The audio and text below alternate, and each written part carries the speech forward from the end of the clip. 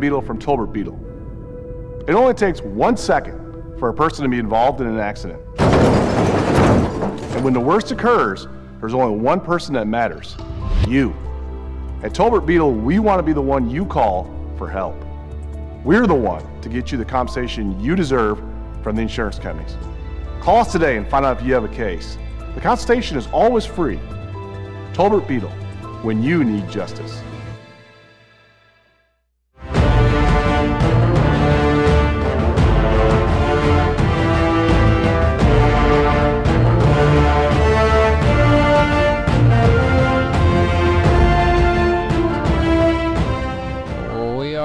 And we're here. It's Ozark Mountain Sports Complex. It's where it all began for the Grip and Rip Baseball League back in 2016, now in its 9th season, celebrating a triumphant return tonight on Baseball Night in the Ozarks, and it is the Christian County Family Feud. The Ozark Mountain Ducks take on the Nixa Suckers. Hello once again, everybody. I'm Rance Berger. My partner for this one, Harrison Broadstreet. And Street, before we dive in and start dissecting this pitching matchup between Logan Wiley and Kyle Carpenter, let's just talk about the atmosphere, the weather conditions. Everything is just, you couldn't have dialed this up any better than what we're enjoying today. Yeah, it's a great return to Ozark.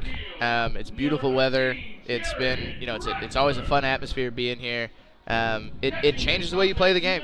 The ground balls spinning, a month or 3 weeks or however long we played in Springfield. The ground balls travel so much faster here in Ozark, so you'll see a lot of guys get eaten up a little bit, but adjusting back to this field, and it's great being back at the place that we started this league 9 years ago. Couldn't help but notice, Street, you're playing some second base for the Springfield Metropolitans, and you're playing with the feet in the grass, and not just heels in the grass, as you see some big leaguers do, but, man, you were in the grass. I even heard Daniel England yelling some trash talk your way about how far back you were playing, but it was hard to argue with the results. Yeah, we had 3 or 4 hits in the first two innings or so that landed probably 10, 15 feet behind me. And then, you got guys like Tony Lewis on that team who are big lefties and swing hard. So, and especially with how quick it plays, I love being 10, 15 feet back there and taking my time. If it works, it works. And, don't let the trash talkers tell you anything different. So this pitching matchup tonight, Ozark Mountain Ducks are going to start Kyle Carpenter against the hard-throwing Logan Wiley for the Nixa Suckers. Numbers on Wiley, just absolutely stellar, to put it mildly, out of Missouri State University. He's 27 years old, played professionally in the Frontier with the Windy City Thunderbolts. So far in 2024, 15 innings pitched, no runs, 12 hits, 12 strikeouts, 3 walks, and 3 hit batsmen. So 0.0 ERA. And I don't usually get too wrapped up in advanced sabermetrics, but I went to the BABIP on Logan Wiley to figure out what's happening when other teams put the balls in play. They're only hitting 267 off of Wiley. That's on balls in play. So throw out strikeouts for a second. 267 BABIP is just absolutely getting it done. It's hard to argue 15 scoreless innings on top of that. Yeah, he's a big reason that the Suckers have such a hot start this season.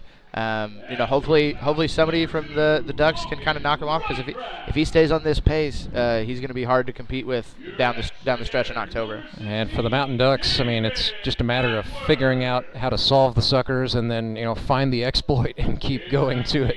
Kyle Carpenter, for his part, 5 2/3 innings pitched here in 2024. 4 earned on 6 hits. He struck out 4, walked 2, and hit a guy. 1-1 win-loss record with a 6.35 ERA. However, in starts, his numbers much better. He's made 1 start, did it against the Locos on August 25th, went 3 innings, no runs, no hits, 2 Ks, didn't walk anybody, hit 1 guy, faced 9 batters, so faced the minimum, ended up with a no decision that day. I really like this move on the part of Austin Kendrick to try to maximize the chance for success that Kyle Carpenter is going to have tonight.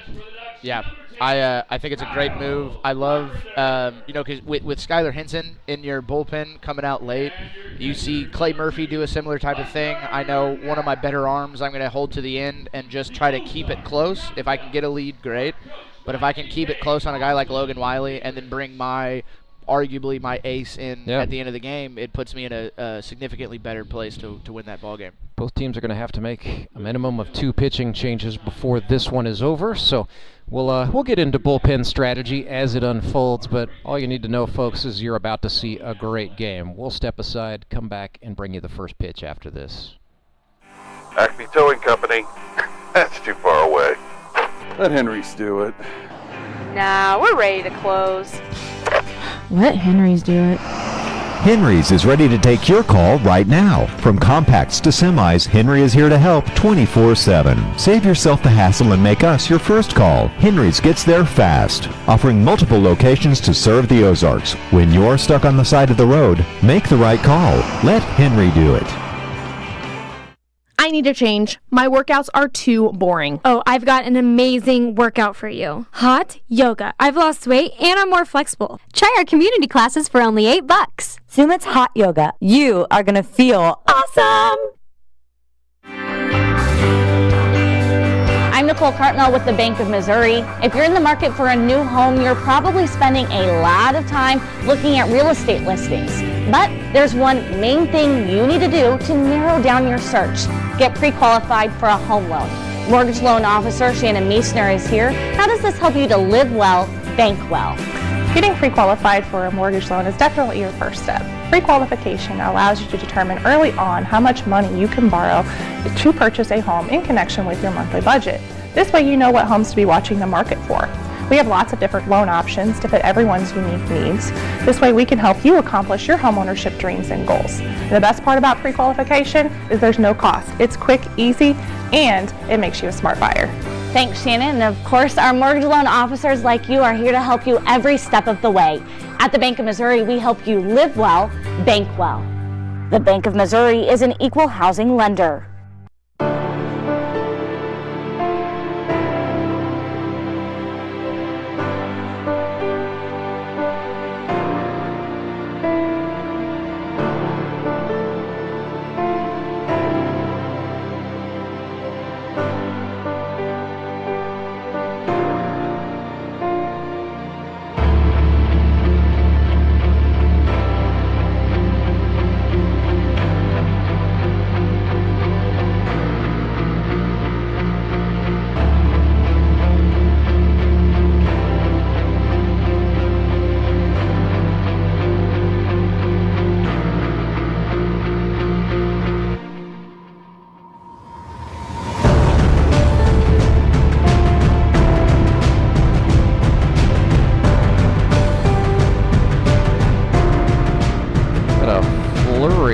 Ceremonial first pitches flying here as GRBL welcomes some guests. This is all set up by the Ozark Mountain Ducks center fielder Colton Simons. He's brought the Repmo Baseball Club to come out tonight and ostensibly root for the Mountain Ducks, but they're here to cheer on Coach Colt.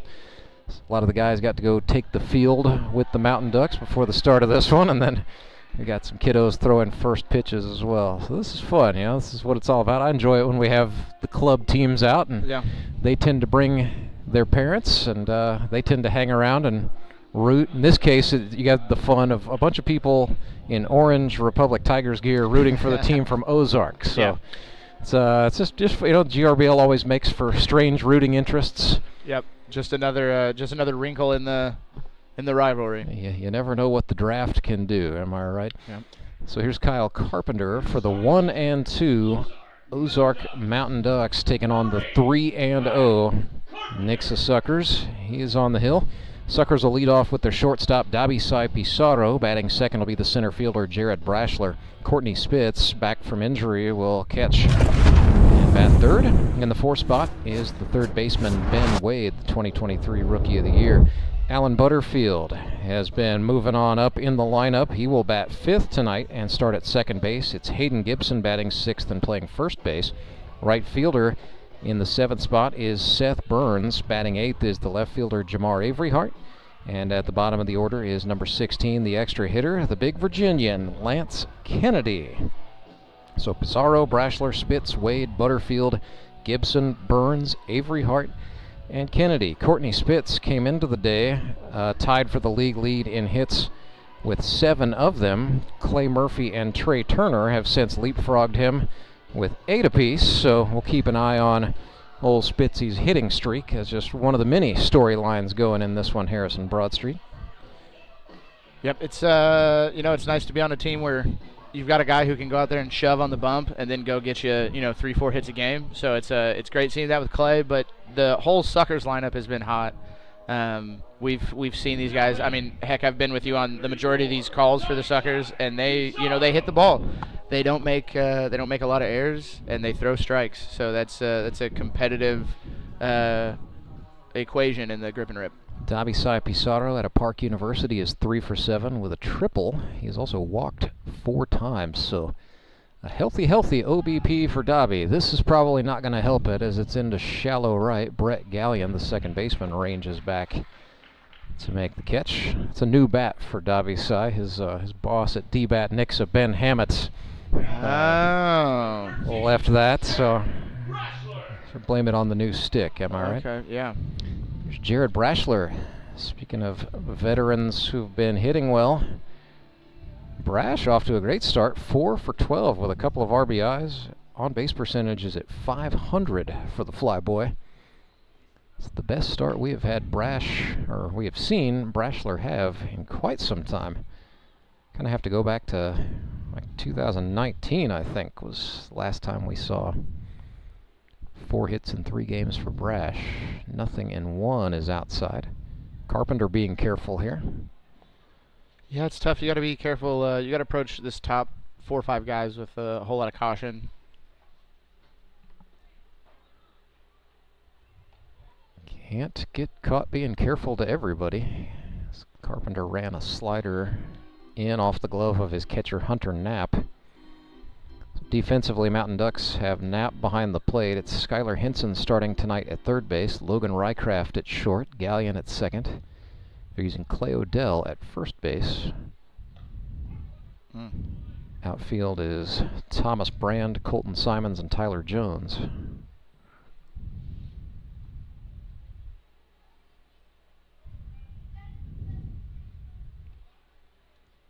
2-2 count to Brashler.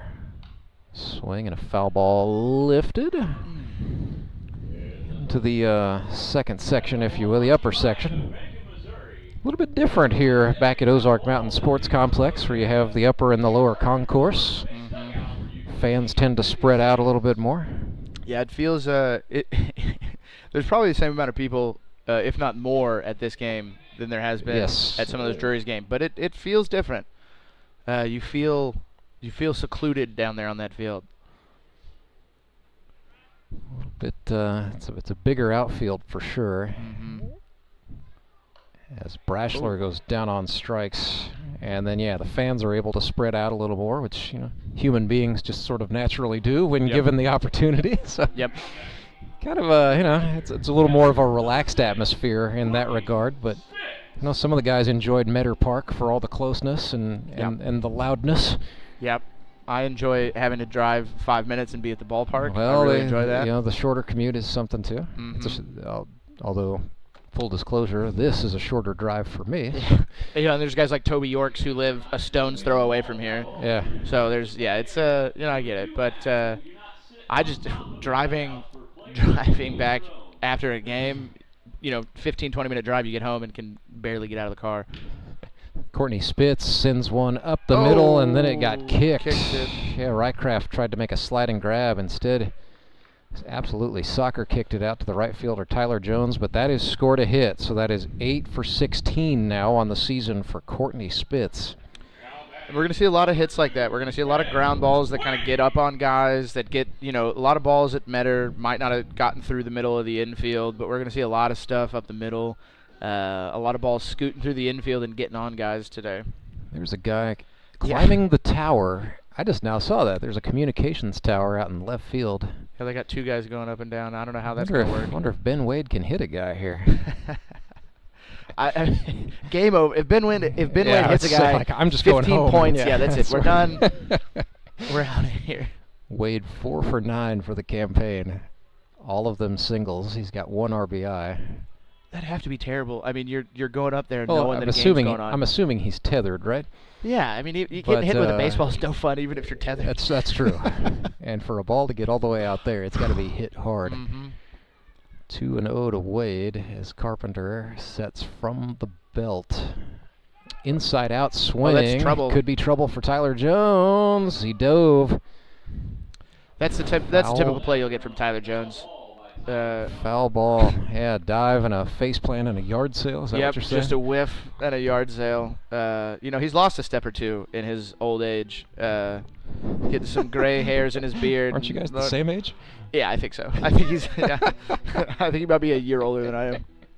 Maybe. But he's not getting to that.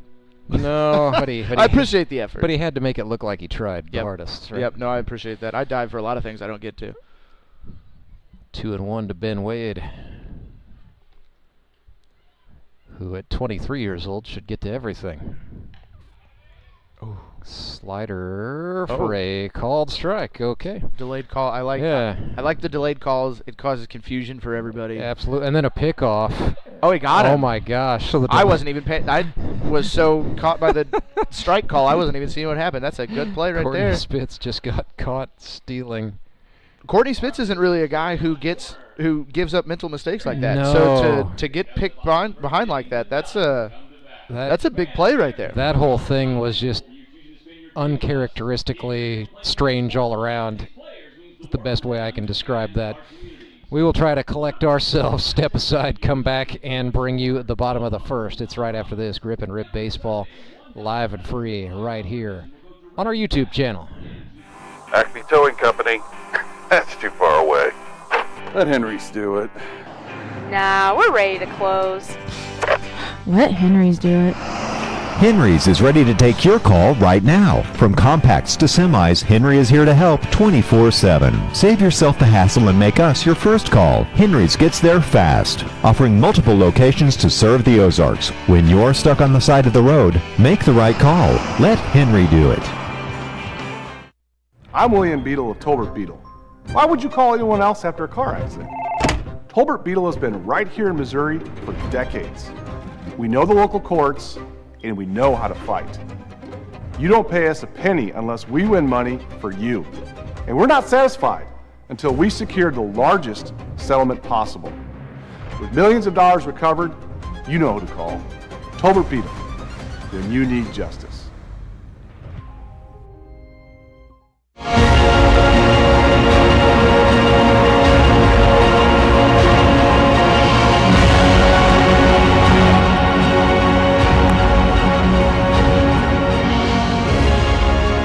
Logan Wiley takes the hill for the Nixa Suckers. Apparently brought his own cheering section.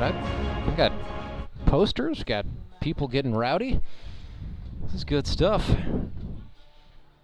So Logan Wiley played professionally in the Frontier for the Windy City Thunderbolts in 2021 through 98 and a third innings, struck out 54, walked 22, and carried a 3.2 ERA as a pro.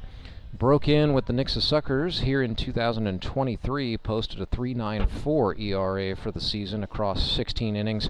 So far in 2024, lights out. 15 innings pitched, no runs, 12 hits, 12 strikeouts, 3 walks, 3 hit batsmen. So he's usually good to plunk somebody about once a night. I mean, if that's the biggest drawback I can find to throw out there, it just tells you how good Logan Wiley has been. Yeah, I'd trade scoreless innings for plunks any day of the week. It'll be Thomas Brand, Logan Rycraft, David Edwards for the Mountain Ducks. Tyler Jones, Clay Odell, Colton Simons, Brett Gallion, Skylar Hinson, Kyle Carpenter, and Hunter Knapp, the order. So it begins with Thomas Brand, and right away, in a rivalry game, we get things going with a Kickapoo kid throwing pitches at a Glendale guy, Thomas Brand. 4 for 11 in his GRBL career with a couple batted in. One of his hits is a double. That's absolutely launched, but that is well foul on the grassy berm left field side. A lot of balls are going to stay in the park. That means a lot more 50-cent foul balls this evening. Yeah. A lot more little kids running around throughout the game. Another one coming at him. Yeah, Wiley threw the same pitch. Thomas Brand swung for the same result, more or less. That one just caught a picnic table up there, so it's going to stay on the upper concourse. Kevin Fleetwood and Josh Halcomb, the umpires for this one. Fleetwood behind the plate. Halcomb had the plate for the previous game, so took off the chest protector and is enjoying the field for this one as Thomas Brand goes down on strikes.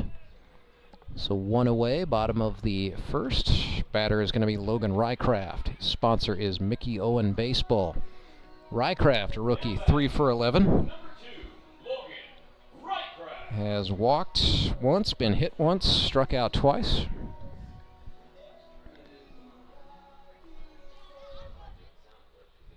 Be nice after a goose egg, you come out here and shut those suckers down. It's been tough to do for a lot of teams to stop them in that top half. So if you can come out and put some runners on, you know, get a run across potentially, it'd be interesting to see how the suckers react with their backs against the wall to start a game.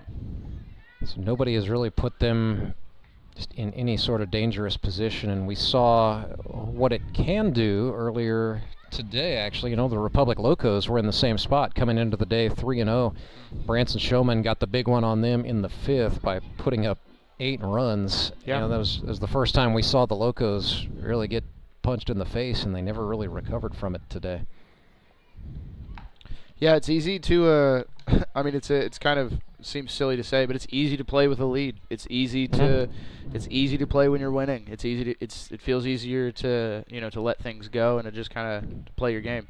1-2 to Rycraft, and then Spitz holding his bare throwing hand. Just getting beaten up. Yeah, had a hamstring injury sustained late in the game, August 25th. Yeah, on good to his see him back. 3rd hit, but yeah, hanging in. 1-2 after that foul ball, and then a bouncer. That'll even us up 2-2. Battle of the Logans here. Logan Wiley for the Suckers, Logan Rycraft for the Mountain Ducks.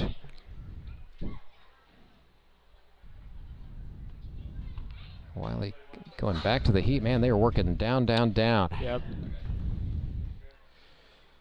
It's interesting to work down in a day where the ground balls might produce different results than you're used to, especially in a bigger park. That's got some air underneath it, and that ball he caught it. Is caught. Oh my goodness. Brashler lost a glove or something. It looked like somebody lost something white, and it looked like the ball squirted out there. Well, the ball ended up in the mid of Seth Burns, the right fielder. So what? I don't know. I'm not sure how that got there, but credit Seth for hanging on. Yeah. Somebody's not saying something, or somebody's running through. But yeah, we've got you got a lot more room in the outfields here, bigger gaps, but you got obviously longer plays to the wall. So it'd be interesting to see guys elevate a little more, not be as scared of some of the big bats. Interesting today as well. We do have a little bit of a breeze that's out of the east. And the first time we've seen that happen all season long. David Edwards 6 for 14 for the campaign. So 45 hits and counting in his career. Down in the count here. Quickly 0-2. I've always been convinced that David Edwards could be a body double for Toby Yorks. Didn't like it. No, he did not. Don't know where that was. I thought that was over the plate, to be Hold honest. on. He's got delayed calls. He might call it still. Wait for it. 1-2. Maybe. Yeah. Fastball, he checked it. Yes, he did. Down on strikes goes David Edwards. So 2 Ks for Logan Wiley. Keeps it 0-0. We've played 1. We've got 8 to go. Don't go anywhere. It's baseball night in the Ozarks. Back with more Grip and Rip baseball right after this. Support local, give local. We hear it all the time, and when it comes to blood donation, there's an easy way to make sure your gift is being used in your community. Donors with Community Blood Center of the Ozarks provide every drop of blood, platelets, and convalescent plasma to patients in over 40 area hospitals. How do I know why that's important? Because my youngest daughter, Joselina, is alive today day thanks to local blood donors. Find out how you can help at cbco.org. Local donors, local patients. That's the Community Blood Center of the Ozarks difference. When Gary and Sandra Henry started Henry's Towing nearly 5 decades ago, customers knew that Henry would be the guy coming to help. People would call and ask to let Henry do it. And as Springfield has grown, our family has grown as well, so there's always someone around to come help you out. Everyone at Henry's is a member of the family, fully trained and as dependable as the original. With a family this size, help is always right around the corner. So if you find yourself in need of roadside assistance, remember to call the name you've grown to know and trust. Remember to let Henry do it!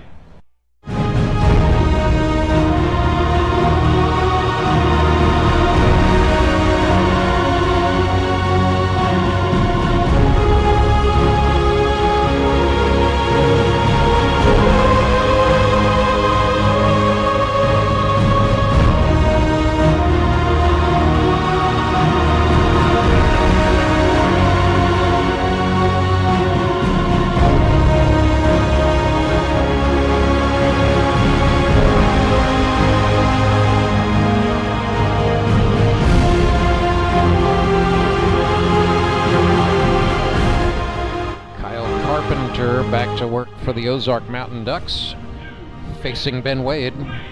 It's deja vu all over again, as Wade was batting in the first when Courtney Spitz got picked off. So it'll be Wade, Butterfield, and Gibson for the Fish. Seth Burns would get to swing it should anyone manage to get on. Carpenter starts Wade off, running one inside, ball one. It's always a nice feeling as a hitter. Obviously, you don't want to end the inning while you're hitting, but it's always nice to come up with a fresh AB. Carpenter threw a slider for a strike, and yeah, we're going to have to just pace ourselves tonight, Harry. Kevin Fleetwood being deliberate. Hey, make sure you get it right. Another slider. Okay, 2-1. I guess it's a little lower than the previous pitch. Not a great angle from here, but that's what we have to keep in mind. We're a little bit farther, or not a little bit, we're a lot bit farther away here at Ozark Mountain Sports Complex than we were in the press box at Meadow Park. Yeah, that pitch down is hard to judge from here. 3-1. Oh. Called strike. Okay. This is such a bizarre delay because he says it, you can kind of hear it, and then there's a good 2 or 3 seconds before he gives the hand motion. Full count payoff pitch, and Ben Wade thinks he drew the walk. I guess he did. All right. So I know, umpires are actually taught to do that. I mean, this has been around for a couple of years. It's not like Kevin Fleetwood invented it. Yeah. You're taught to sort of replay whatever the sequence of events in your head, and you can take a beat before signaling. I've heard, Jason Blackburn, who's one of the head guys for the Mid-America Umpires Union, has talked with me about that. But yeah, you see it more usually on, safe or out on a base than you do, called strike, no called strike. But I guess we're going to get used to it tonight. Yeah, I think the big reason for that is you lose a lot of credibility as an umpire. If you, in the field, you're kind of used to it. As a player, you can kind of wait a beat before there's an out call. But when you see an umpire behind the dish take a second, he's getting chirped from one way or the other because, he had to talk himself into a decision. Foul ball off the bat of Alan Butterfield. Ben Wade stole a base, which he is wont to do. Swiped 4 bags in a game earlier this season, back on the 18th. I just don't get it. I don't understand. It's timing. Everybody in the league knows he's doing it. There was not a single pickoff attempt over there to him. I don't know. I've griped about it before, and I'm sure I'll gripe about it again. But I would pick over 6 or 7 times on that kid. Alan Butterfield goes down on strikes at the hands of Kyle Carpenter. That's Carp's second K, and the batter is Hayden Gibson. Gibson works for a chimney sweeping company in Little Rock, Arkansas. No kidding. No kidding. I didn't even know chimney sweeps were still a thing. It is still a thing. That's how you keep your house from catching fire, Harris. Well, I live in a school bus. I don't have a house. I don't have a chimney either. You don't get the old fireplace going in the bus too often? Nope. I have a heated blanket. Called steer. Yeah, I mean, okay. Look, the ball is practically back in Kyle Carpenter's hand when we get the finger point. Yep, All there's right. a. We're just going to pace ourselves. Deep breath. Hayden Gibson, open left-handed stance. Only the second time today we've seen lefty v lefty in this triple hitter. That's fun. Yeah, there hasn't been a lot of that.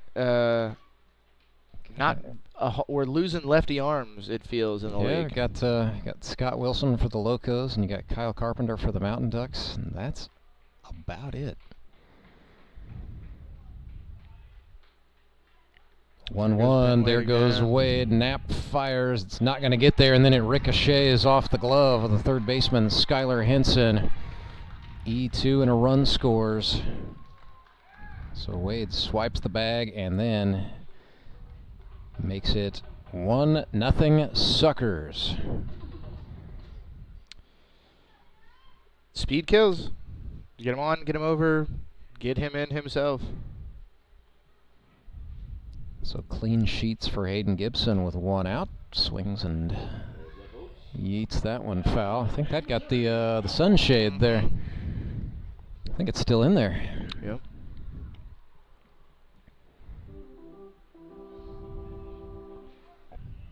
Starting to see shadow creep begin to play a factor in this one. So the way this ballpark is oriented with center field southeast of home plate,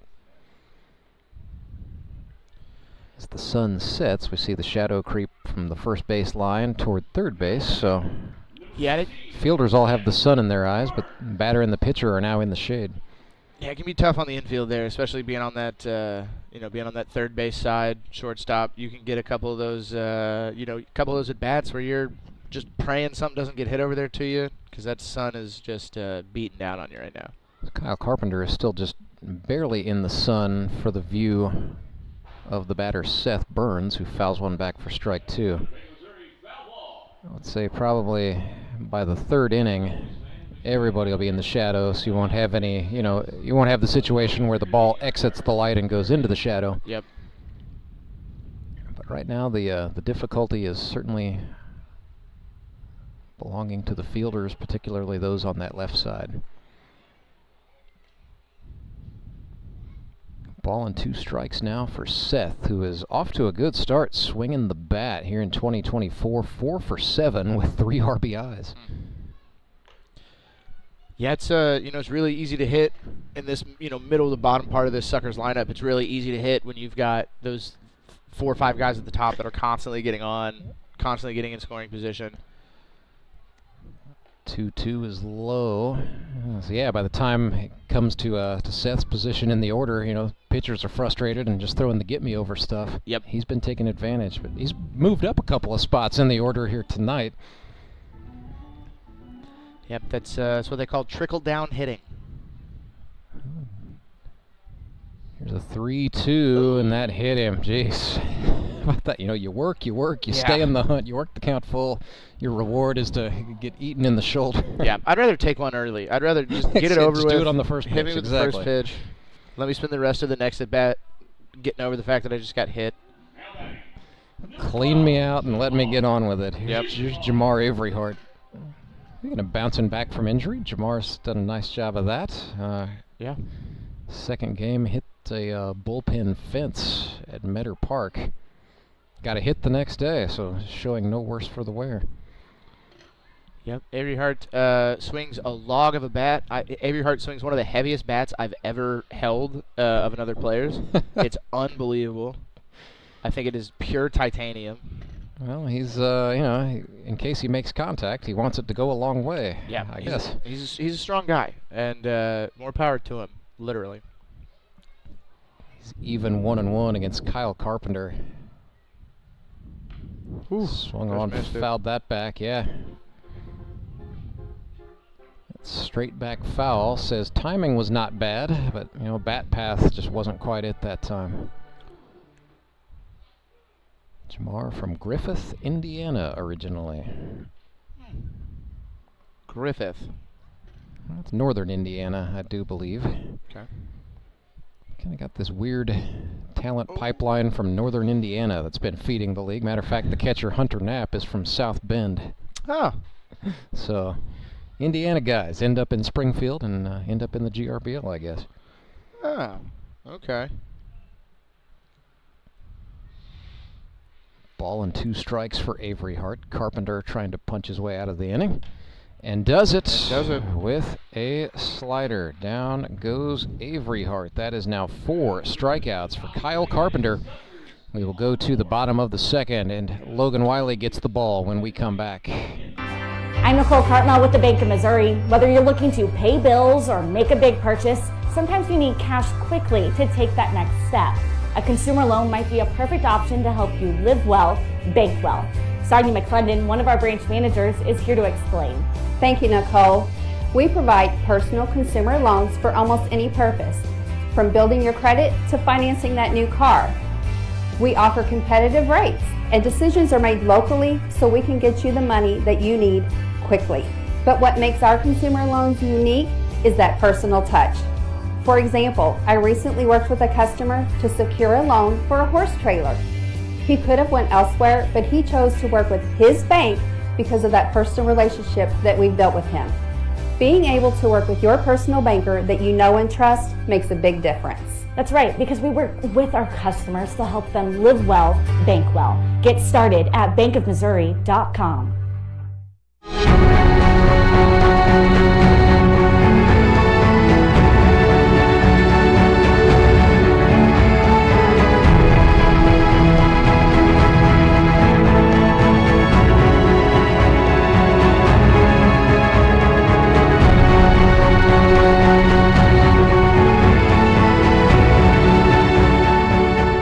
Back to the hill goes Logan Wiley for the Nixa Suckers. He will face Tyler Jones, Clay Odell, and Colton Simons for the Ozark Mountain Ducks. Well, here's TJ Harrison Broadstreet, your former roommate. Yeah, I've been saving up good deeds throughout the week to hope that Tyler Jones gets hit here. I'm hoping that some karmatic event. Oh my goodness! You about spoke that right into existence. Man, you know, TJ oddly has not been hit by a pitch yet this season. So that's knock that on wood. He's been plunked 5 times in his career. I need one in a thigh. Nothing too brutal. I don't need a rib or anything or a shoulder. Just give me a little thigh meat. Well, that first one was chest level. That was pitched down in the zone for a called strike. So 1-1. Tyler still talks about that home run he ran into 3 years ago. Off of Skylar Henson, of all guys. That is pretty well hit into center field. But Jared Brashler got a good read on it and a good jump. No, that's the thing about Brash is, like, even as he ages, you seldom see him take the first step in the wrong direction or, you know, kind of do one of those goofball things outfielders do sometimes. He just almost always gets a great jump on the baseball. I wonder if that has anything to do with him being a pilot. I wonder if there's something to aerodynamics and him being able to see a trajectory of a ball in the wind and be able to think, all right, I got to get here. That is up in the air, over to get it, but not getting there in time is the right fielder for the Fish. That's a tough play. That right field area has a lip down the crown, yeah. So when you start to come up, once you get out of the field of play, that warning track is slanted up. So you see a lot of guys. It's impressive that he didn't go down. A lot of guys go running over there. They hit that part that goes up a little bit. Legs give out. Bow. I've seen it go, the outfield warning track conversely goes down toward the fence, so definitely seen a few wipeouts out there through the years. Yep. They've done a lot of rework, really in the foul territory parts. There's the batting cage being redone down the left field line right now, as a matter of fact, but did a lot of work to redo the bullpens. They did away with the old chain link fences out there, so it's the ground rule is you treat it like it's an invisible fence. Yeah. I think overall the safety's a little bit better. Yep. No, I like what they do. I like what they've done here, and like you said, there are a lot of guys that prefer to play here, for one reason or another. But I enjoy playing here. It's been fun to. Especially growing up with the Ozark Mountain Ducks, to be able to come back here and play here, after being a kid who ran around these concourses chasing fly balls for, the Ducks way back when. Logan Wiley's got 3 strikeouts as he got Clay Odell. Now he's got the man of the hour. Colton Simons will undoubtedly have the most fans in the stadium.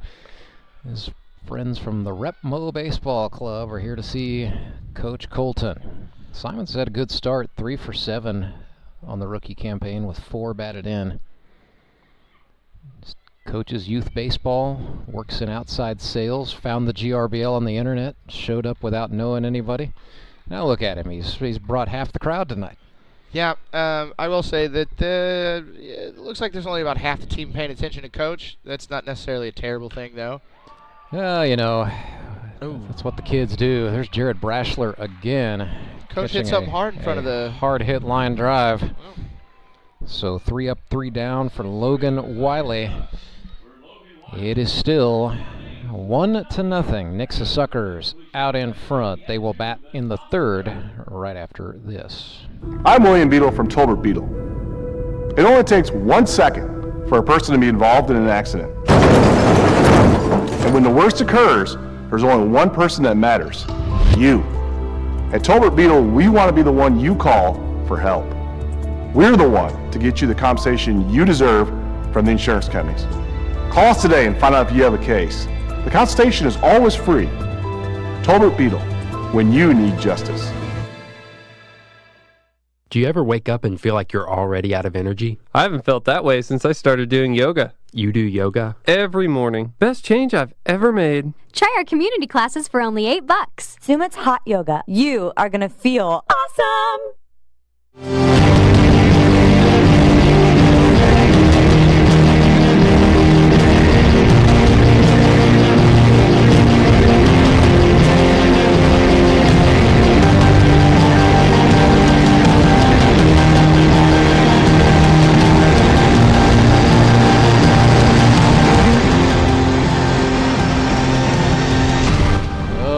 Kyle Carpenter back to work for the Mountain Ducks as the action intensifies on the diamond. The action is about to intensify in the stands as it's the thirsty 3rd inning. Very popular promotion is back, so any foul ball that goes into the stands can be returned for an ice-cold beer during the 3rd inning. Is there Free a baseball beer up for here? a foul ball. Yeah, you know, we could go... toss one down and cause chaos? There's a few dozen game balls back there if you want to go load up there, Street. I won't tell. Yeah, I didn't even think about that. Take those to the... I caught all these. Yeah, I'll take a dozen, please. Do you think they're paying attention to foul balls hit in the... I would hope the concession stand workers are Do you have to take the ball up there? Too busy. Yeah, you got to take the ball to the concession stand and say, here for my thirsty 3rd beer. Lance Kennedy. That ball's up there. Not helping to quench anyone's that's always thirst. Trouble. Tyler Jones, last second adjustment, and he hung on for the grab. You're actively rooting against your former... This is fascinating. I think I am, yeah. I think I am. I think Tyler's the only one. Yeah. I think everybody... I love everybody else. I love AK. I love, you know, being a former Duck. I love Skyler. I love TJ too, but it's not, you know, it's not always fun to sit up here and root for people. I understand. Sometimes there needs to be some opposition. Sometimes you got to flip it around. Yeah. Well, here's Davisai Pizarro, native of Florida, Puerto Rico. We appreciate all of his fans tuning in from the island, the 52nd state. Ah. I like to count the Upper Peninsula of Michigan as the 51st state for the record. I didn't want to sound too ignorant, so I was just going to act like I knew that. Yeah, of course you did. Well, if you ever go to the UP, you know, I wouldn't do it in the winter, but go in the summertime, and you know, the mosquitoes are the size of F-16s. Oh. But you can get yourself a nice refrigerator magnet that says the 51st state. So the man from the 52nd state, Puerto Rico, Davisai Pizarro, is on. That is Chavo, as they say in Puerto Rico. It's a hard hit ball. It was a hard hit ball right on the screws, right between the third baseman and the shortstop, and so he is on. Yep. 4 hits in 4 games for Dobby. He is on for Brash. Dobby's another guy that can run. He's another guy that will run. He's another guy, if I'm a manager of this team, I'm picking over 4 or 5 times before I even come to the plate. I'm starting to think that does Gibson have a move? Because he didn't pick to first or second on Wade. Hasn't gone to now that I've brought it up, he'll. You mean pick over. Carpenter having to move? Carpenter. I'm so sorry. Yeah, not the other lefty. Yeah. Yeah, he does go. Oh, he got it. Yeah, they picked back. Dobby Got side. Ooh. Oh, he is called safe. He might have got in there. Rycraft, not happy, but not litigating too hard. Umpire said he tagged him up on his shoulder. Okay, so Pizarro slid, outside like you're supposed to. Yeah, well, that's a good move. I mean, that's a good move there. A little hang and read. Dobby goes on first movement. You throw behind him. Obviously you want that out there, but that's a good move. So into scoring position goes Pizarro with the Suckers leading 1-0, trying to add to it here. A little bit of activity out in the Ozark Mountain Ducks bullpen as King Owens is getting warm.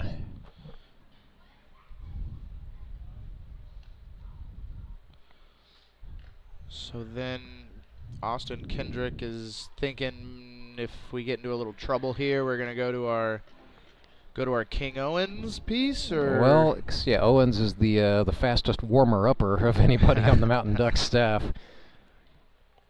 Although I think he does better when he takes the longer warm-up. There's a 1-2 to Brashler. Down he goes. It's a big second out. That is a big second out. Makes the whole situation a lot more manageable for Kyle Carpenter and the Mountain Ducks. I think, if you're Kyle Carpenter, you don't necessarily have to go, head-to-head with Logan Wiley. Your job is really to keep it close. Yeah. And hope that your teammates help you out a little bit. This is a tough out right here. Courtney Spitz. Yeah, you got to open base here. Might not go right at Courtney. He's a guy who has gap-to-gap power. Man, that's another late. That ball was in Carpenter's hand. He was on the rubber almost before that ball was called a strike. 0-2. Or sorry, 0-1 to Spitz. I'm thinking a strike ahead. Now are we going to get 0-2? Yes, yep, we are. We are. All right. I was going to say, that looked like a strike to me. That did. We're going to get ourselves in trouble. This is, it's part of the game. 0-2 to Spitz, who is, again, 8 for 16 for the campaign, hitting .500, first base unoccupied. Credit Kyle Carpenter for showing some aggression here. Yep. It's still dangerous, though, because, you got Rycraft playing behind, almost straight up behind second base. Spitz is still a guy that can spray that ball hard the other way. He's a guy you can't really pull or push. You got to play Courtney straight up because he's going to hit the ball hard wherever it's put. So Rycraft backpedals, and yeah, Spitz takes it the other way, just a little too much air under it, and Thomas Brand is there for the Mountain Ducks to take that line drive. But yeah, great idea on your part, Street, and a great idea by Courtney Spitz as well. So Dobby Pizarro gets the hit in the stolen base, but the Mountain Ducks come away unscathed for the inning. 1-0. Score remains. It is Suckers out in front of the Mountain Ducks, heading to the bottom of the third.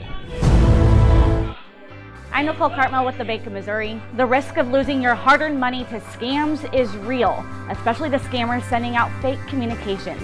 And that's why we're talking to our Director of Fraud Mitigation, Corey Gerstenschlager. He's got some good practices to help keep your money safe. Thank you, Nicole. Yes, often we're seeing that people are being contacted by scammers through text message, phone calls, or emails, posing as legitimate companies or even your bank, trying to persuade you into providing sensitive information like passwords and things of that nature, sometimes even asking you to send them money. If you receive any kind of communication like this and you didn't ask for it, that's a good red flag that it isn't legitimate. So when you have those situations, get an actual number that you trust for that company, call them and verify the accuracy of the information that you're receiving. Good rule of thumb is make sure to check your accounts frequently and report any suspicious activity. Thanks, Corey. At the Bank of Missouri, we help you live well, bank well.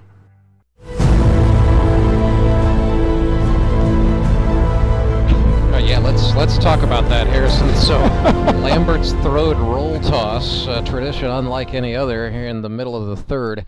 So Tony Lewis threw a couple of long bombs into a section of Sucker. I think that's Logan Wiley's cheering section, honestly. I believe that's his wife is among them. So a roll ended up First of all, a roll, I think it was on the ground.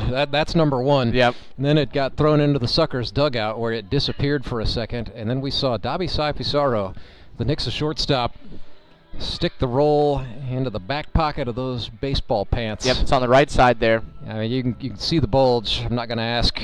I'm not going to ask Jacob to zoom in on it, but just trust us when there we he goes. say He's going to the roll. He's going to the roll. It's in the throw. Oh hand. no! Just took a bite of it. Oh my goodness! No, that's been pressed up against those sweaty cheeks. Senor, no.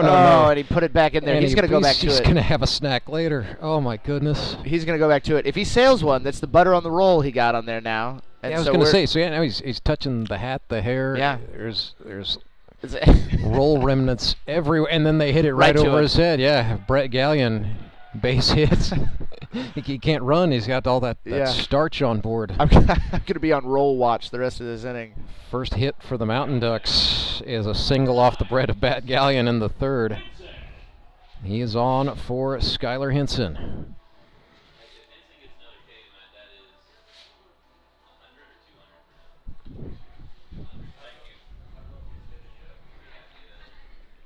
So here is Skylar Henson.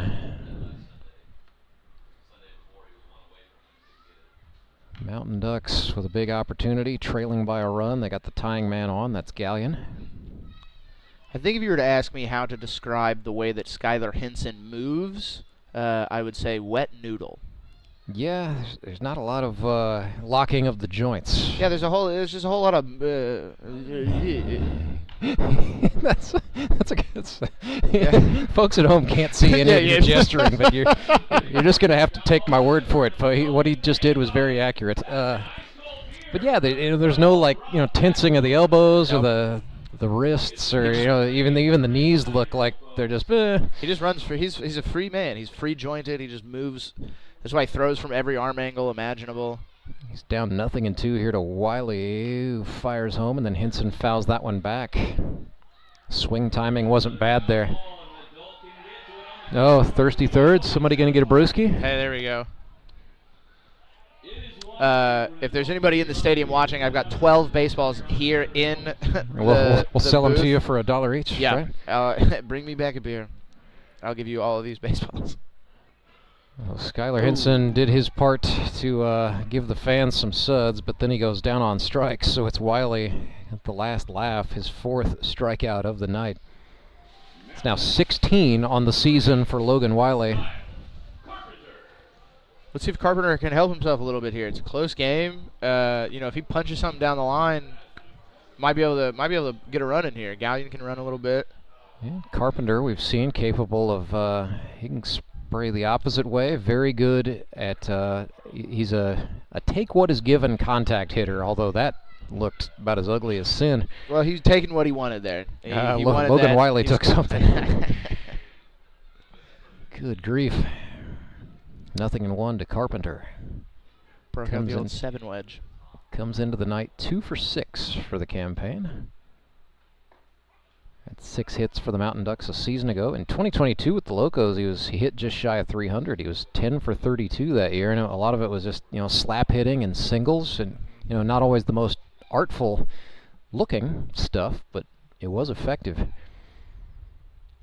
Wiley kind of took a beat there before he set up and threw a fastball out for a ball. All right. Yep. Thanks for catching me there, partner. We're good. He's We're 1-2.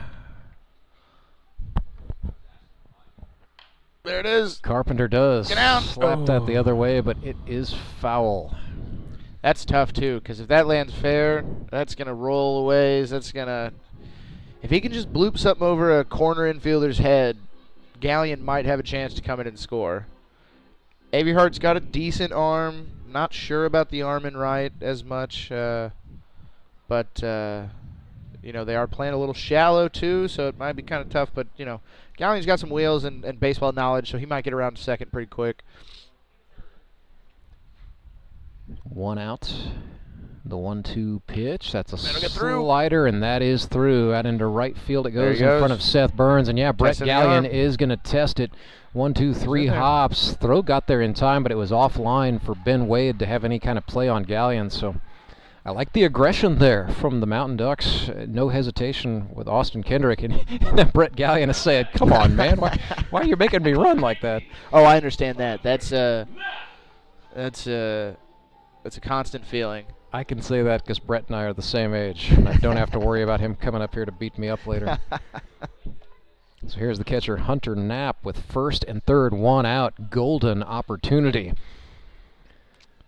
And we're going to see, courtesy runner Ernie Perkins will run for the pitcher Carpenter. You got to try to go early here. Got to stay out of the double play. That's a big inning killer here. You've grounded into a double play. So expect some movement here within the first couple pitches.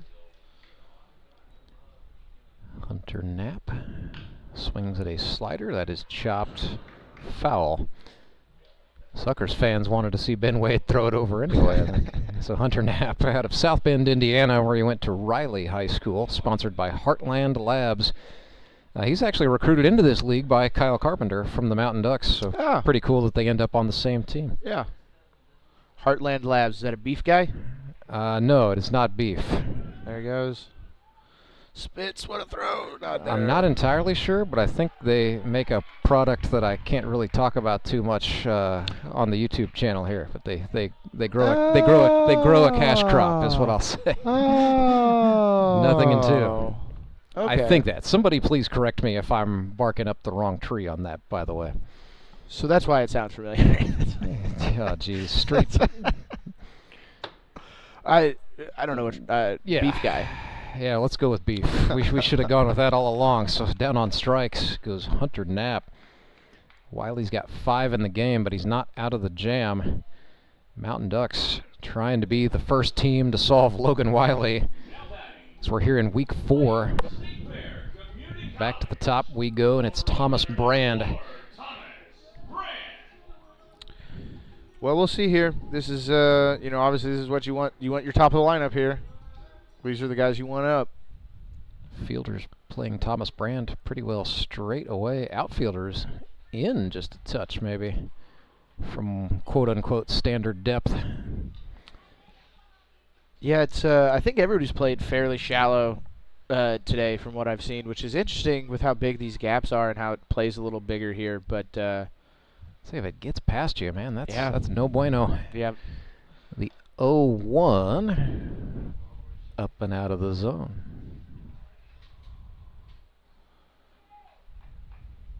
Check that. I thought we had an 0-1.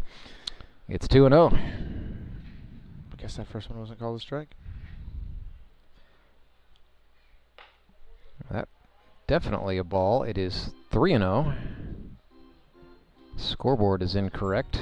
Umpire not happy, but guys on the field know what's what anyway. So 3 balls, no strikes for Thomas Brand. Logan Wiley. Yeah, and that was, I did hear him say strike that time. So no doubt heater there. That's fine though. I mean, a 3-0 pitch, you're looking for something perfect. You're still way ahead here. So 3-1. Still looking for something perfect. A base hit to the outfield, more than likely going to score 2 for you here.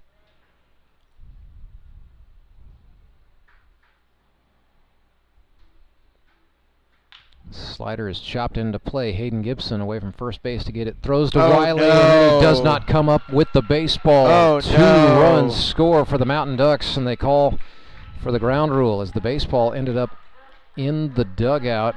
And it is 2-1 Mountain Ducks.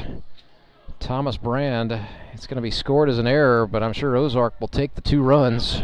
That's a tough play. I mean, you got movement there. You got guys running to the bag. You got, you're trying to make an easy throw to a guy so he can handle it and get to the bag, but maybe that guy's expecting a little harder throw. So that's a tough play and just tips off the end of his glove here. And we'll see how the Suckers bounce back now, facing some adversity.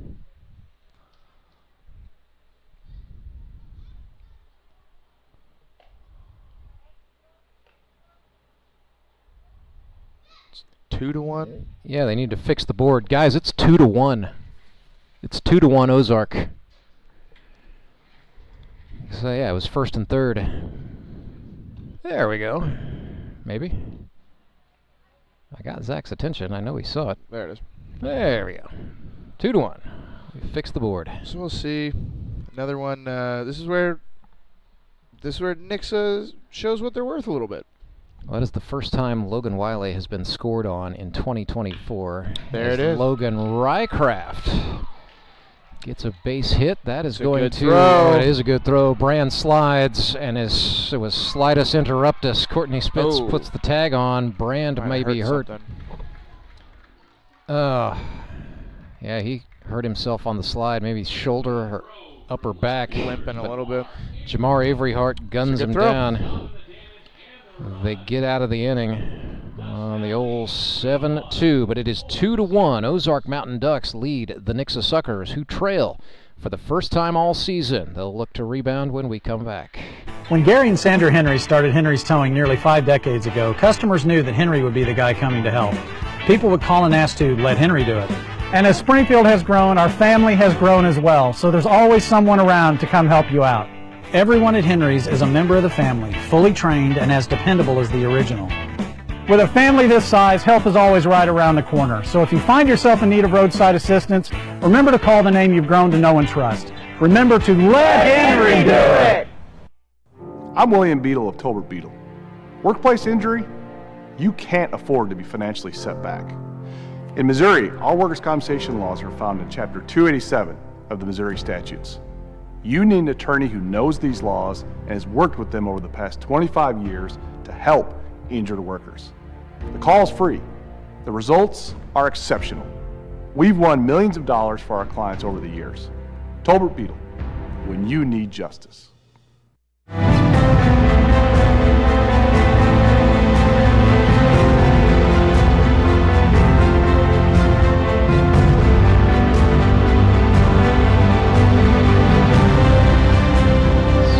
How about this for a managerial decision? The Ozark Mountain Ducks are going to put the 3+ designation on their starter. The lefty Kyle Carpenter is going to pitch here in the 4th. Of course, we expected Wiley to be the 3+ guy for the Suckers, but for Carpenter, this is a mild bit of surprise.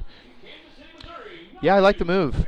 He's having success. He's only given up 1 run, and to the man at the plate now, Ben Wade. But he's been effective. He's getting guys out, and roll the hot hand out there. You found some success. You're putting it to a team that's been real hot. So keep going with what you got.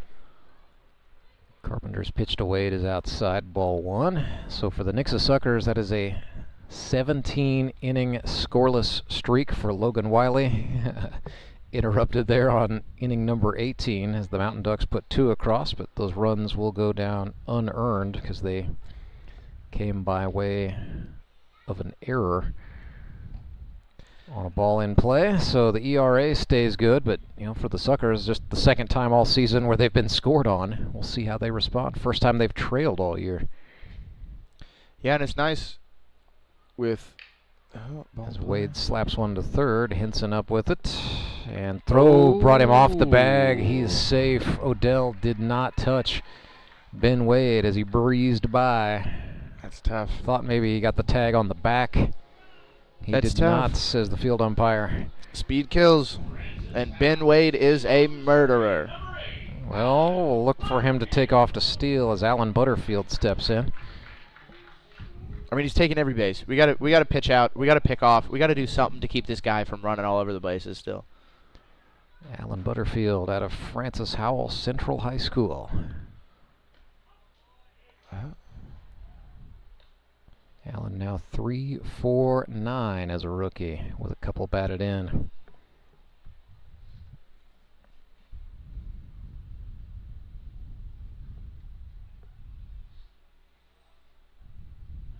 Yep, there's a pickoff attempt from Carpenter across to Odell. Just need about 5 more of those. Yeah, I was going to say, just keep spamming it, right?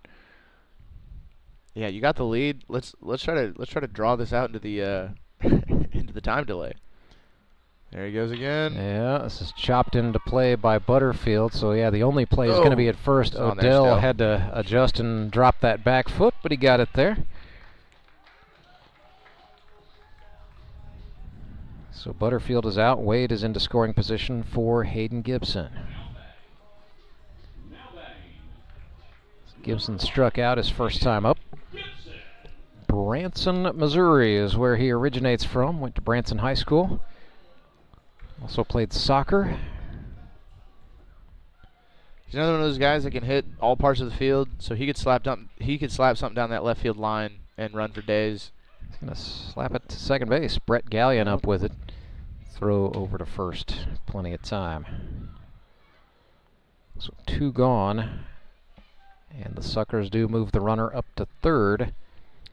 Well, Carpenter finds himself in another position to sneak out of here. Gonna try to wiggle out of trouble against his former teammate Seth Burns. These guys were together on the Mountain Ducks a season ago. Carp still with the club, but Seth back. There he goes. With the fish. Grounder to Gallion. Oh, he lost it. And then the throw not in time. So we are tied. Ben Wade scores. It is now 2-2. Just a little miscue by Gallion. Just a little crack in the window was all it took for Ben Wade to once again punish the opposition with those educated feet. Yep. And as you see, that's a ball that Gallion comes charging hard in from the last couple weeks. You got to come get that hard, and then by the time he gets there, that thing takes a kick up and gets up in his hands and gets up in his ribs, and it's tough to handle. So we are all tied once again as Avery Hart shows bunt with 2 outs. I think that caught a couple of the Mountain Ducks defenders by surprise. Yeah, it's a smart time to do it. I mean, Skylar Henson's really far back. Avery Hart has a pretty good set of wheels on him, too. He could pretty much put this ball anywhere as opposed to right back to the pitcher and probably be all right. 0-1 after the failed bunt attempt. Carpenter dropped the arm slot there. Oh. Strike 2. I was going to say that was right over. I mean, There's no way. That was middle.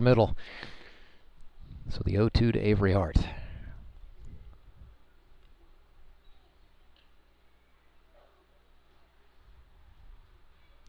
Breaking ball from Carpenter. Nope. Mountain Ducks fans thought it looked good. Yep. A few groans in the stadium. Just a little high for the liking of the man in charge, I believe. So let's do the 1-2. Runner goes. Another breaking pitch. Yeah, Knapp throws. Oh, he's in there. Oh, yeah. Throw was good, but just a half second too late, I believe. All right, well, Suckers have another runner in scoring position here, putting the pressure on. Looks like they're handling the adversity well, jumping back and saying we can still score runs here. Whoa. Ooh. On the inner half it goes. Kyle Carpenter bent it back, and he gets Jamar Avery Hart looking. So 2-2 is the score, all tied up middle of the 4th. Mountain Ducks try to answer when we come back. Remanufacturing isn't just a process, it's a legacy. From the seasoned hands of our experts to the eager spirit of the new generation, we bridge the gap by bringing together knowledge and innovation.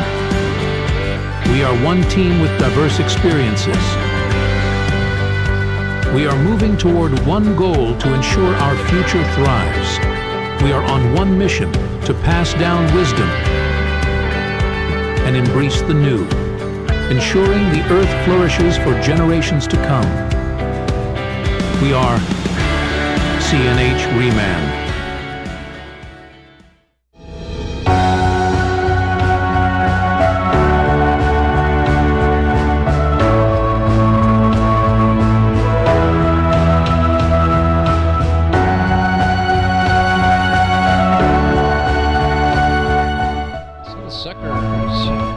Trailed for the first time in 2024, have pulled back even with the Ozark Mountain Ducks. 2-2 is the score. Bottom of the 4th inning, and Logan Wiley, no surprise, back to work. Should be, let's see, Edwards, Jones, and Odell. So the 3-4-5 hitters for the Mountain Ducks this inning. David Edwards, native of Ocala, Florida, now makes his home in Rolla, Missouri. 0 for 1 tonight, 6 for 15 for the season. Swings and misses at a Wiley slider. David Edwards, 45 hits and counting in his career, usually good to get at least a dozen in a season.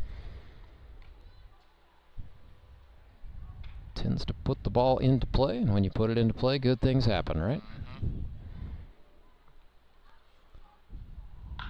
Oh my gosh. Hard. Belted foul. Now we see this tends to drive opposing batteries a little bit nutty. David Edwards has a nice big slow step out and walkabout when he's got 2 strikes on. I've always appreciated players that can do that because I have this like internal clock. I'm such a people pleaser that I'm like, oh God, everybody's gonna hate me if I don't get back in the box right now. Logan Wiley takes out his frustrations by wiping him out with a slider. Second time for Edwards to go down on strikes tonight. That is strikeout number 6 for Logan Wiley, who is now contending with Tyler Jones.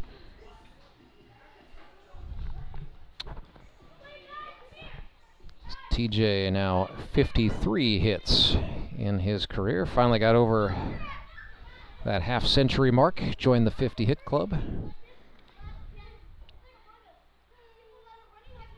He's one in a set of twins, right? Has a twin sister named Taylor. He does. I understand they're not a lot alike, personality-wise. No, she's a wonderfully nice person. I set you up for that. Yeah, you did. 2-0 pitch to Jones. Fastball for a called strike. We're just going to all have a little bit of rhythm tonight. I can get used to this. Yeah, I like it. And hey, with it coming with every call, I'm starting to be okay with it. You get the feel. Yeah. Yes, he did. It's a strike anyway, doesn't matter. 2-2 for Tyler Jones with 1 away.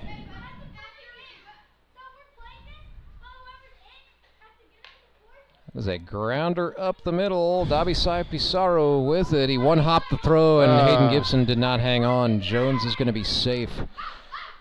Great. Tyler's going to think he's fast now. He's going to think he has some type of speed. I'm waiting on the scorer to say something here. We got a hit or error. I hope they don't give him a hit there. I guess we don't ever get to know. I'll go ahead and make the decision. We'll go ahead and call that an error. E6. Yeah. That's a good thing I use a pencil. Yeah. I'm tentatively going infield single on that.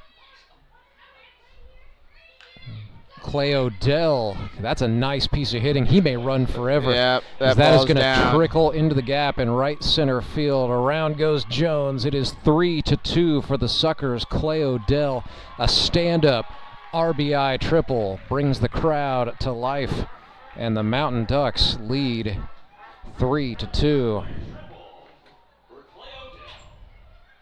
It's a big hit. It's a big, timely hit. You haven't seen a whole lot of those off of Wiley. It's his first earned run of the season. Comes in his 19th inning of work. Oh, man. Just unreal. Well, it had to happen sometime, right? And yeah. I'm sure Clay Odell is happy. He would argue he's as good of a guy as any. Yeah. We get another run in for him. Off the bat of Simons, and then it's bobbled by Pizarro. Now it is 4-2. It's that roll. And he had that roll in his glove. Colton Simons. Yeah, for that one I'm going E6.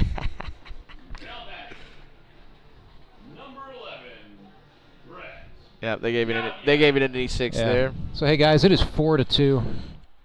It's 4-2. You have 5. Yeah. What did I miss? They just got 1 from that triple. Tyler Jones was. Yeah, they had 1 runner on. It is 4-2. Hold that thought as Brett Gallion sends one into left, and yeah, the Mountain Ducks have solved Logan Wiley here. That makes Gallion 2 for 2. Yeah, the leadoff was David Edwards. David with the Edwards. strikeout. Yep. Jones singled, Clay Odell hit the RBI triple, then E6 allowed Simons to reach, and then a single for Gallion. Yeah, you and I are right. Yep. I'm usually not a belligerent baseball scorer, but, 4-2. That's what I'm saying. All right. Well, this is, we're going back and forth now. It'll be interesting to see with, Carpenter going that 5+, what, if anything, happens in the next inning or so with Carpenter. Skylar Hinson chases in a big way. Yeah, we'll see, how quick of a hook would Austin Kendrick have on Carpenter protecting what right for the moment is a 2-run lead, but with 1 out. I mean, Skylar Hinson with a golden opportunity here. Yeah. And arguably, Skylar Hinson is going to be helping himself potentially later on in the night if he can get a run or two in here. Well, the Mountain Ducks, I think, was certainly more to gain and more to lose in this one at 1-2. This one is popped. It's going to stay on the infield. Ben Wade settled under it and made the catch. Sucker's third baseman hauls that in for the second out. It's a big second out because it makes the whole scenario a lot more manageable. Yep. Kyle Carpenter trying to help his own cause. Yeah, poke something through last time. See if he can do it again. Probably scores a run, depending on if he scoots something through to right field again. Avery Arts show that he's got a good arm from left field, so probably don't want to test him. But Carpenter now 3 for 7, make it 4 for 8. And they're testing that arm. And they are going to send the runner. Home comes Simons. They go to third, and they he make didn't the have it. Final out. Oh! Ben Wade went even lower on Brett Gallion there. And so the final out made at third base, but a run comes across. It is 5-2 for the Mountain Ducks. Credit Carpenter with an RBI base hit.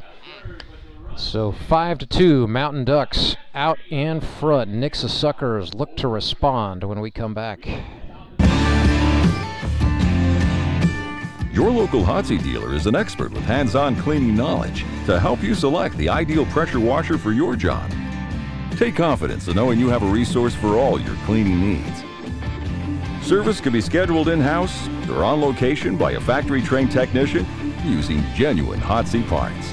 Be sure to ask about scheduled maintenance plans, as well as a variety of accessories to clean more efficiently. And don't forget the soap. We have detergents for every cleaning need and have a bulk delivery program. Customized wash bays and mobile cleaning systems are also available. Build a partnership where you're a name, not a number. Contact your local Hotsy dealer to see why nothing cleans like a Hotsy.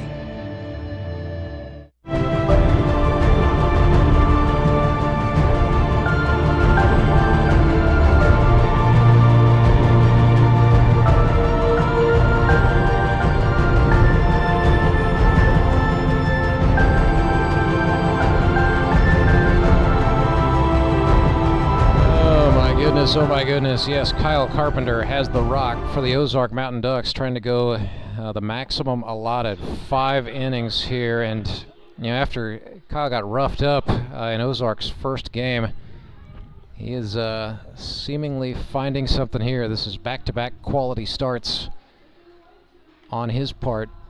And I can't believe there was one point I said, Carpenter's job isn't really to go head-to-head with Logan Wiley, because he's done that and then some.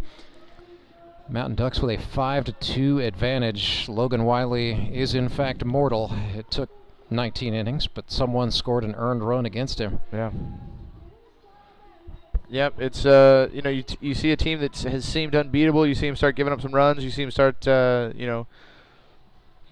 in some games. It changes the way you look at a team. But I'm not counting the suckers out yet. They've got a powerful lineup. They've got good arms to come. I think we're in for a good finish here.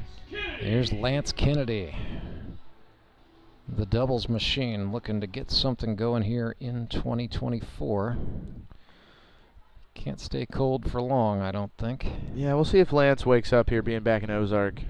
Maybe something about being at Metter, being at Drury, something about it zapped it out of him. But, yeah, you're right. I mean, he was just a doubles machine last year. It seemed like every time you looked up, that guy was one hopping the wall out there in left center. Mountain Ducks still got King Owens, he's been warming up pretty constantly over the last few innings, so I don't put a lot of stock in it right now, to be honest with you, as this is a grounder to the shortstop. Yeah, you walked out there about 3 innings. Rycraft up with it and got the throw across to Odell in time. So back to the top of the order we go. It's Dabisai Pizarro. Student at Cox College. He's actually pursuing a master's degree in occupational therapy. And actually wants to concentrate on rehabbing the human hand. The human hand specifically? Well, I guess not animal hands. Human hand was a bad choice of language on my part, to be honest. He wants, hands. Wants to help people. Yeah, but I was just thinking like hands specifically. Like that was the human hand is a complex machine here. Yeah, there's a whole bunch of bones in there. There's a lot going on. Metatarsals and such, right? Dabisai is training to be an expert on that. I guess I just didn't know if he was specializing in the hand specifically. That's what he would like to do. Yeah, we had him on post game a couple weeks ago, I guess that was, and he said, "I don't know how much science you want me to talk." I said, "All the science, please." Yeah. Listen, this show is like 30 seconds of baseball, and then we talk about everything else. So that is elevated into center, but Colton Simons did a nice job, and his crowds let him hear. They are. That is some of the liveliest applause for a fly out to center I think I've ever heard in my life. That's gotta hurt for Davi. You hear a whole group of people cheer when you get out. You happen to hit one to the most popular guy in the stadium. That's just bad luck there. So Pizarro out. Sheets are clean for Jared Brashler with 2 away. Jared's kind of been quiet this game. Seeing if he'll jump out again. Called strike. I heard him say strike. I was just being chippy that time. So 5-2 is the score. Mountain Ducks lead the Suckers. Kyle Carpenter protecting a lead. Well, man, if he comes out here and throws up if he doesn't give up a crooked number, so if he gives up a 1, if he gives up a 0, and they move into the bottom of the 5th here with a 3-run lead, it's gonna be interesting. It's a big shot. Well, and scoring any kind of scoring on Logan Wiley is a big shot in the arm for the Mountain Ducks. I think realistically they had to do that if they wanted a hope of winning this game, but to get 5 on him is it's a big boost. Yeah. Suckers bullpen has been very good. Be interesting to see who we get to see in what order. Mason Davis, Seth Burns, and Ethan Paskey. Suckers, on the other hand, are going to be happy to see Kyle Carpenter take a seat. The 0-2 missed out. Yeah, and I mean, you got to see King Owen potentially. I mean, I would assume you're going to see King Owen at some point. He's going to be warm. Or he's just throwing a midday bullpen. But then you got Skylar Henson coming around, and Skylar Henson is one of those guys that it's a tough at bat with that guy every time, and that's not a guy you want to see late in the game when you're already a little frustrated. You've been struggling with your timing a little bit, and then you got a guy who's going to throw every pitch from every arm angle possible. And they're all going to move. Yep, everything's going to move. You don't know what's coming where. So it's not a fun guy to face at the end of a game. Deuces wild for Jared Brashler. Didn't throw it. No, he did not. Baseball left Kyle Carpenter's hand way early. This could be one of the bigger pitches of the night. Do we end it here, or does Brashler extend this and get it to Mr. Spitz? 3-2 payoff. He walked him. Ran it in toward the shins. Oh. What? Okay. Oh, no, he just stopped it. Like, oh. I was going to say, there's no outcome that can't result in him going to first base, right? Yeah. Dugout or first. All right. All is well. Courtney Spitz bats for the Suckers. We're trailing by 3. Don't have to get it all back right here. Getting 1 back would be a big boost. No, but Spitz is one of those guys. I mean, he's shown a history of jumping ship in the past. So he's also a guy that might, maybe not after an injury, but he's a guy who can also get an inside the park home run on you. Got a couple of those in his career, as a matter of fact. Yeah. And one real one over the wall, yeah, which is no easy task here. 16-footer out there at Ozark Mountain Sports Complex. And it's also about, 375 to the power gaps. So the dinger he hit out of here, as I recall, is probably hit about 370 feet. I mean, it was a right field home run, but anything that gets over that wall does so on a ride. Yep. Runner goes and spits, belts one in the air to right. Tyler Jones adjusts, found it, hauled it in, and they get out of the inning.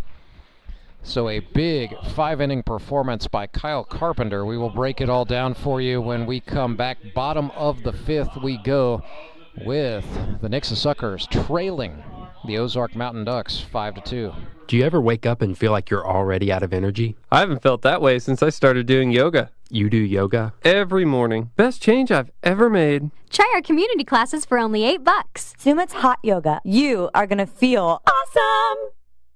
Support local, give local. We hear it all the time, and when it comes to blood donation, there's an easy way to make sure your gift is being used in your community. Donors with Community Blood Center of the Ozarks provide every drop of blood, platelets, and convalescent plasma to patients in over 40 area hospitals. How do I know why that's important? Because my youngest daughter, Joselina, is alive today thanks to local blood donors. Find out how you can help at cbco.org. Local donors, local patients. That's the Community Blood Center of the Ozarks difference.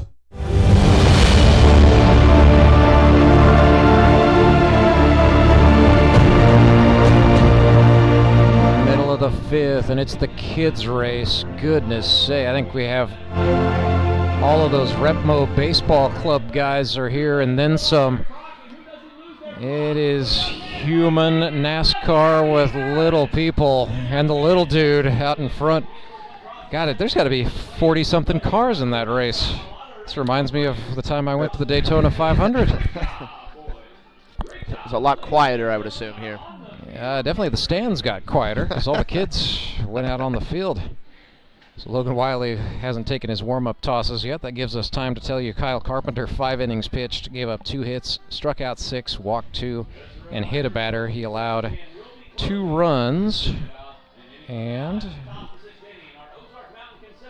I'm looking here. 1 was earned and 1 was not. No, check that. They were both unearned because, they both came as a result of mistakes. It's a pretty good outing for Mr. Carpenter. Very nice outing for Kyle Carpenter. Back-to-back quality starts, and I think the Mountain Ducks have found a little something. Yeah. That's more along the lines of what Austin Kendrick was thinking about when he drafted Kyle Carpenter. Initially he told me, I got tired of Kyle Carpenter making me look silly when I was facing him. Yeah. So I solved the problem and drafted him. Yeah. That's going to be great as a manager. You just go out and get the guys that you don't want to face. That's one way to work the strategy, I suppose. Try to just help your own cause. So it'll be Hunter Knapp, then back to the top of the order, Thomas Brand and Logan Rycraft for the Mountain Ducks, leading by 3. This is far and away the biggest test we have seen Logan Wiley and the Suckers face. For Wiley, he's got 1 more inning and then his night is done. So all he can do to try to help himself here is get some outs, unless he re-enters as an outfielder or something later in this one. It has happened before. Yeah, it'll be interesting to see what he does here. It's very easy as a pitcher to lose a little confidence, not go right at guys. But, that's how he's been effective this year. He's gone right at guys. He gets soft contact. He gets strikeouts, so he can't change his philosophy here, being down 3. Swing and a miss by Hunter Knapp.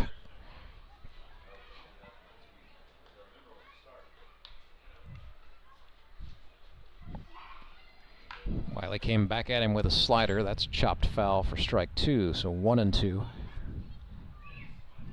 For the veteran of the U.S. Army, attained the rank of sergeant. He's a non-commissioned officer.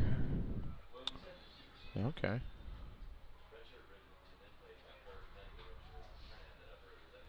We have a total of 5 military veterans in the league this year. This is chopped to third. Wade up with it. Kind of short-armed the throw, and then it ejected for Lance Kennedy over there playing first. He had it, lost it, lost it again.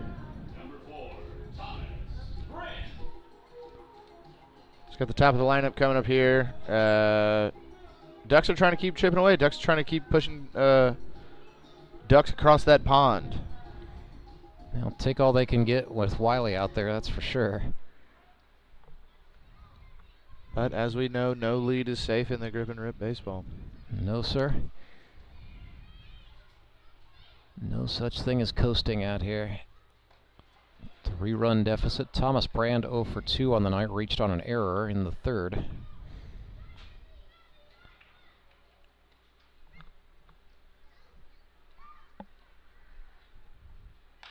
Swings and lifts this one foul. Goes back into the bullpen, and then looks like the Suckers have made some defensive yes, they have. adjustments. That's Michael Doman out there playing left field. They moved Avery Hart into center. Well, Kennedy, yeah, is playing first base. Got a inauspicious introduction there. Got a different right fielder as well. I believe that is Winder, Brandon Winder. Infield, I think they've swapped second baseman. Nope, that's still Alan Butterfield. So still Butterfield and Pizarro in the middle with Wade at third. Still Spitz behind the plate, but other than that, some substitutions. With, yeah, Doman, Winder, and Kennedy all entering.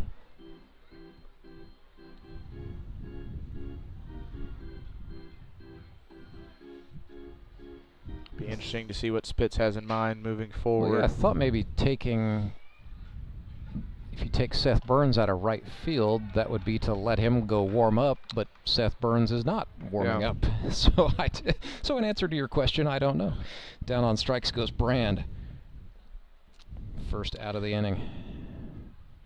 Looks like there's somebody walking okay, down. Yeah, that's Mason Davis, and he has typically been the next guy up. So, well, as we say that, another righty, Ethan Paskey's going out with him. So that's a. I mean, that's a. They could have some different stuff up their sleeves here. Yeah, it's an interesting strategy going with a guy like Wiley throws a little harder, and then you switch and have a little off speed, something a little miss some timing up. Before you switch back to a guy who throws a little harder. That's been the MO. 0-1 to Logan Rycraft, who hit that slider foul. So yeah, I suspect it would be Mason Davis if the Suckers kind of do what they've been doing. And what that does, whether they end up using Burns or not, is when Ethan Paskey comes on, it just makes his stuff look like lightning. Yeah.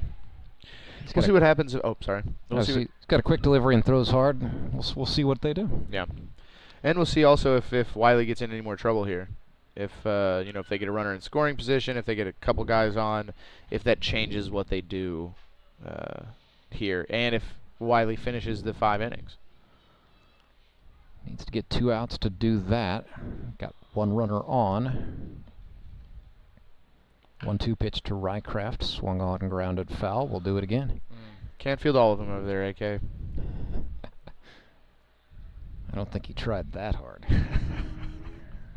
It hit his hand. That's all I gotta say. Well, then you go E on the third base coach there.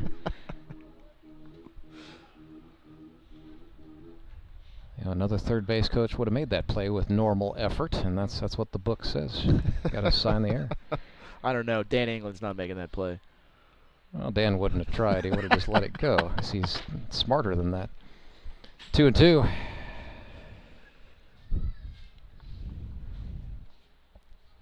Rycraft trying to battle back. 1 for 2 on the night. Wiley overthrows the fastball, and we are full up.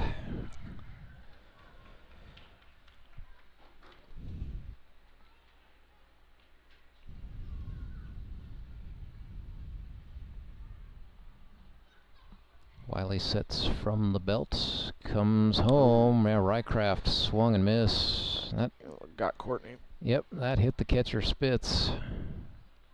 Oh, so he fouled that. Okay.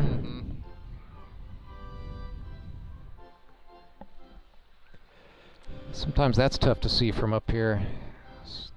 The bat path is a little bit obstructed by both the umpire and the catcher. I didn't hear a pop or anything. Yeah, it's nice being a little offset. You can kind of see the We're a little more behind home plate here. So we're 3-2. We'll do it again. They're setting him up away. They went away, and Rycraft spoiled it. Not a bad idea on his part. It's tough. This is the last thing you want as Logan Wiley. You're struggling a little bit. You're giving up some runs, and you got a guy who's just going to grind out at a bat here. Keep fouling it off. Yeah, another slider, and yeah, Spitz wore another one. Not loving it. I think Spitz is a little frustrated. I think that one kicked off the mitt. I think he felt like he should have had that one. So we'll do it again. This is the third 3-2 pitch for Logan Rycraft. It's Wiley trying to wonder what to do to put him away. Oh. Fastball on the outer half, and Rycraft turned around. He's going to have to take the walk back, young fella. Yeah, that's... Down on strikes he goes. The 8th strikeout of the night for Logan Wiley. That's tough. Brings up David Edwards. That's tough. That's a good pitch, though. I mean, that's a message to everybody else in this game that that's where the outer half is. Yep. That outside corner. David Edwards fouled off an inside pitch. AK made a business decision Kendrick, there. wanted no part of that. Down there in that third base coach's box. Keeps getting farther and farther back, it seems. It's interesting how the box just has turned into more and more of a suggested space. Yeah. Although, other side, you got Ethan Bryan, Mountain Ducks bench coach and noted rule follower. Yeah. Well within the boundaries of all three lines there.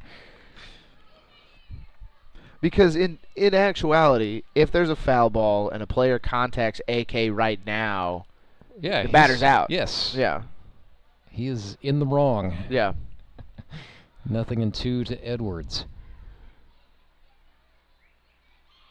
Slider. Yes, he did. And now David Edwards is arguing. The mask comes off.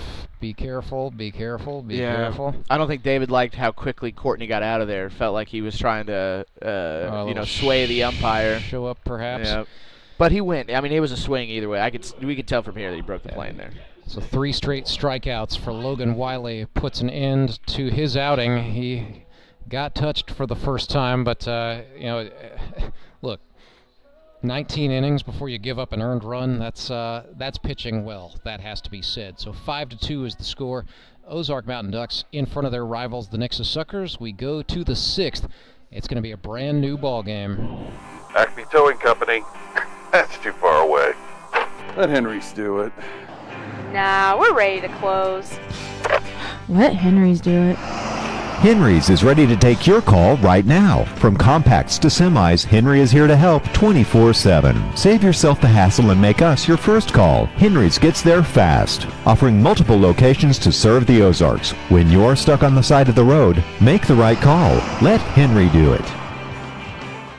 Support local, give local. We hear it all the time, and when it comes to blood donation, there's an easy way to make sure your gift is being used in your community. Donors with Community Blood Center of the Ozarks provide every drop of blood, platelets, and convalescent plasma to patients in over 40 area hospitals. How do I know why that's important? Because my youngest daughter, Jocelina, is alive today thanks to local blood donors. Find out how you can help at cbco.org. Local donors, local patients. That's the Community Blood Center of the Ozarks difference.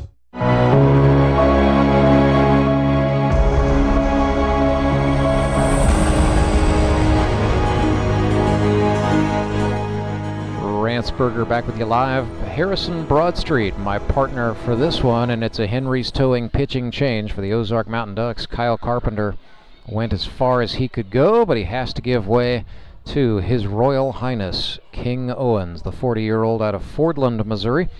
Played college baseball at North Arkansas College, then Evangel University. So far in 2024, 3 innings. He has allowed 11 earned runs on 9 hits, 2 strikeouts, 2 walks, 2 hit batsmen. So a high ERA.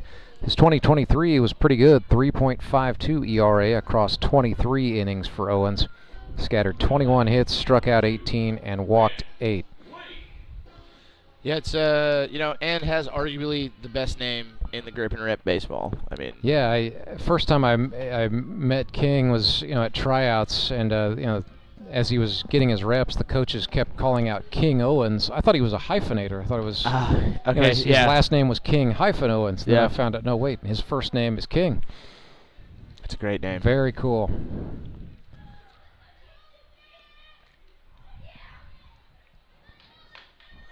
This is not the guy you want to hit. No, you don't want to give anything free to Ben Wade, who has walked and reached on an error tonight.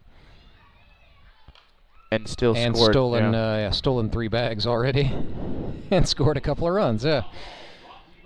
Yeah, Ben Wade is carrying the bulk of the Suckers' offense right now. And by the bulk, I mean the entirety of it. See if they can keep him off the bases. It was a hard hit foul ball off the clubhouse out there. Gives me an excuse to say, hey, Skylar Henson is getting warm for the Mountain Ducks. So maybe a little tip of the hand there. Yeah, and it is Mason Davis getting loose for the Suckers. So we expect he will come on for the 6th. But more pressingly, Nixa is going to try to get some runs back here. Good of a guy as any to have up to get it started. 23-year-old Ben Wade out of St. Pius X High School in Kansas City. Down 1-2 here. We'll see if AK goes with King throughout the entirety of the inning, or if he has Skylar out there warming up for a reason. That is lifted into left. Running in to get that and then dropping it. Oh, my goodness. Oh, my goodness. No. And that is Jones in left field. I'm not going to kick a guy while he's down. A little bit of a defensive realignment for the Mountain Ducks. They've put Thomas Brand out in right, and they moved Jones. Oh, no, check that. That's not Brand. That's Musser in right. They've moved Thomas Brand to third base. Ooh, that is well hit. Yeah, Tyler Jones is going to get another chance. And he does not come up with that one on the run. Wade absolutely flying around. He's going to make it 5-3. The Suckers cut the deficit to 2. Base hit by Alan Butterfield. And they do score that as a hit, by the way. I'm sure Alan will take it. Run scores, and it is 5-3. Mountain Ducks still on top. That is a gracious calling as a hit there. Tying run comes to the plate. It's Michael Doman. I saw him on as a defensive sub half an inning ago, and here he is, 2 for 8 for the season. 3 strikeouts, 2 walks, so a little bit feast or famine for Doman. Wasting no time, sending one to the shortstop. No. Oh my goodness, they get Alan Butterfield at third on a very astute bit of fielder's choice there by the rookies Logan Rycraft and Thomas Brand. Yeah, that's just a good old-fashioned base running snake right there. They tell you if you that ball's hit in front of you to your right, you got to stay home. If that ball's hit behind you to your left, you're gonna advance a little bit. But that ball's hit almost right at the shortstop, and you just got no chance of making it to third there. So Michael Doman, the runner at first. Seth Burns is the batter. And yeah, King Owens catching a nice break there. I'll be interested to see if Doman goes. He had a little trouble figuring out the turf at Metter. And the turf here is definitely different. You will slide significantly farther here. So it'll be interesting to see if he ends up in left field if he takes off. Hopefully somebody told him that. And there goes Doman. We're going to find out right now. Knapp lost the handle, and Doman. Real hard on that base. Yes, he did. And hey, he popped up quick. Made it look like that didn't hurt the ankle or something right there. Meant to do that, meant to do that, meant to do that. Yep. Goes down as a stolen base, though, either way, so it doesn't matter.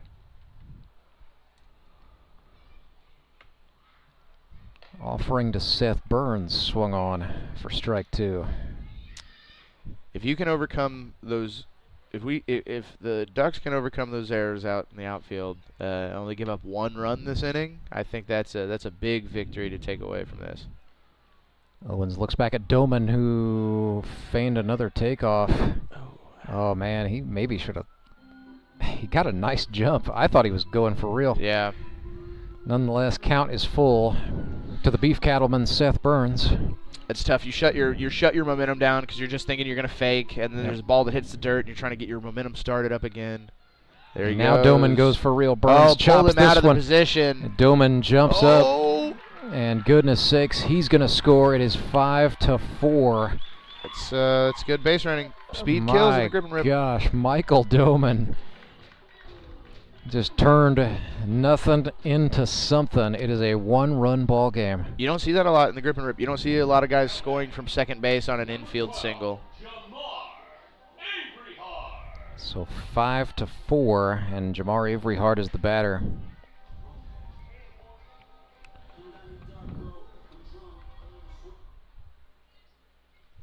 Here's Jamar Avery Hart watching strike one.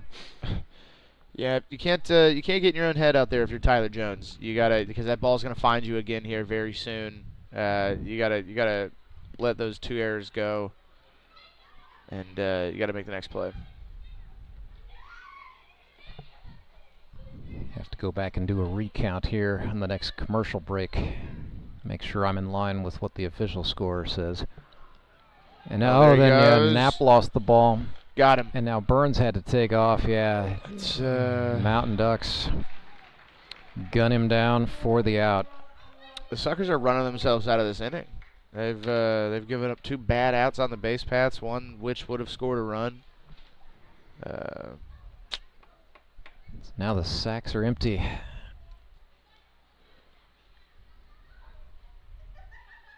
Yeah, take away one of those mistakes. We might be talking about a tie ball game right now. Instead, it's a 5-4. Yep, and you don't see Skyler down in the bullpen anymore. I would assume that if this inning continues much longer, we'd be seeing Skyler fairly soon. Oh, and then Owens hit him. And yeah, Austin Kendrick is going to go out. I don't know if this is a chat or if this is the hook. Might just be a chat here. Oh, no, he's going to pull him. He is pulling him. Not for Skyler, though. No, he's calling in his right fielder, so that's Anthony Musser. So what he's going to ask Anthony Musser to do is very quickly get loose enough to throw a few pitches and get the out. And then the game plan has got to be go to Henson in the 7th. So then you would have Henson for the 7th, 8th, 9th. I don't normally question many managerial decisions. I don't like this one. I think in this situation, you need an out here, and it's too close of a game to not put your guy on the mound. So the drawback to that would be that Henson can could get the 1 out here, and then he would be able to throw the 7th and the 8th. You'd have to bring on, say, Anthony Musser or Colton Simons for the 9th. Instead, they're rationing Skyler Henson is what's being done here. And I get wanting to ration, but the problem sometimes in the grip and rip is you ration and then it comes back to bite you. Yep. And you've effectively saved a great pitcher when you're down by 5. Yep. That's the give and take here. That's kind of what you have to weigh as a manager. You're putting your faith in your guy. You're putting your faith in Musser to come get you 1 out here. But it's a tough situation because you're right. You're potentially saving a guy that if the Suckers put up 3 runs here. Yeah.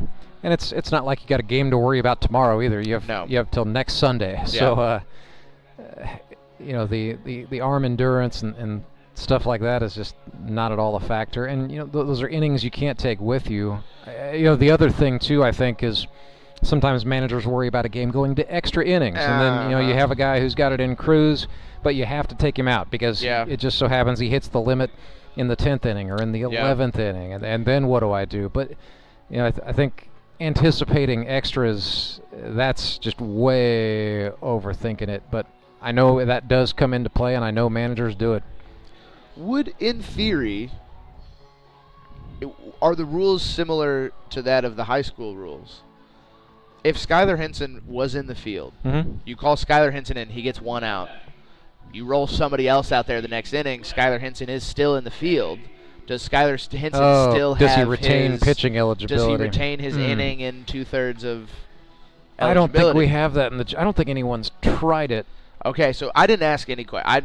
Never mind. I don't know. That's a good question. Okay. Maybe leave it to one of our illustrious 6 innovators to try it. Avery Hart takes off, and then it's a wild pitch, but it doesn't matter. He had the bag swiped. That was a great jump. Avery Hart was into his slide before that ball was crossing the plate. I mean, he was, so safe it was scary. We'll give Jamar the stolen base. Lance Kennedy, the batter, here for the Fish. 2 outs situation. It's a 1-run ball game. Avery Hart represents a game-tying run. Ooh. Swing and a miss for Lance. So Lance Kennedy would represent a go-ahead for the Suckers. Their fans kind of coming alive. Definitely heard. I thought that was an actual chatter. duck. No, that was a kid making a duck quacking noise. Oh. Avery Hart goes again. Knapp fires down, and again Avery Hart just slides in. Owens didn't bother with a tag. Mountain Ducks, by the way, King Owens at third, still Rycraft at short, Gallion at second, Odell at first. All right, big pitch here. This is critical. Runner at third. That's Avery Hart, the game-tying run, and then Musser overthrew. Knapp finds it, so. He's spending too much time worrying about Avery Hart. Yes, he is. He's got his eyes locked on Avery Hart as he's about 3/4 of his way through his motion, and then right before he starts to get his momentum going home, he brings his eyes to the plate. And that's tough. Avery Hart can't go anywhere now. Focus up on the plate. Get this guy. 2-strike pitch. Deuces wild. Kennedy Great pitch. Down on strikes. Anthony Musser went with the inside heat, and so he will get out of the inning, but not before the Nixa Suckers claw back. They have cut it to 1. It is 5-4. Mountain Ducks trying to hang on. We will head to the bottom of the 6th. I'm Nicole Cartmel with the Bank of Missouri. If you're in the market for a new home, you're probably spending a lot of time looking at real estate listings. But there's one main thing you need to do to narrow down your search. Get pre-qualified for a home loan. Mortgage loan officer Shannon Meissner is here. How does this help you to live well, bank well? Getting pre-qualified for a mortgage loan is definitely your first step. Pre-qualification allows you to determine early on how much money you can borrow to purchase a home in connection with your monthly budget. This way you know what homes to be watching the market for. We have lots of different loan options to fit everyone's unique needs. This way we can help you accomplish your homeownership dreams and goals. And the best part about pre-qualification is there's no cost. It's quick, easy, and it makes you a smart buyer. Thanks, Shannon. And of course, our mortgage loan officers like you are here to help you every step of the way. At the Bank of Missouri, we help you live well, bank well. The Bank of Missouri is an equal housing lender.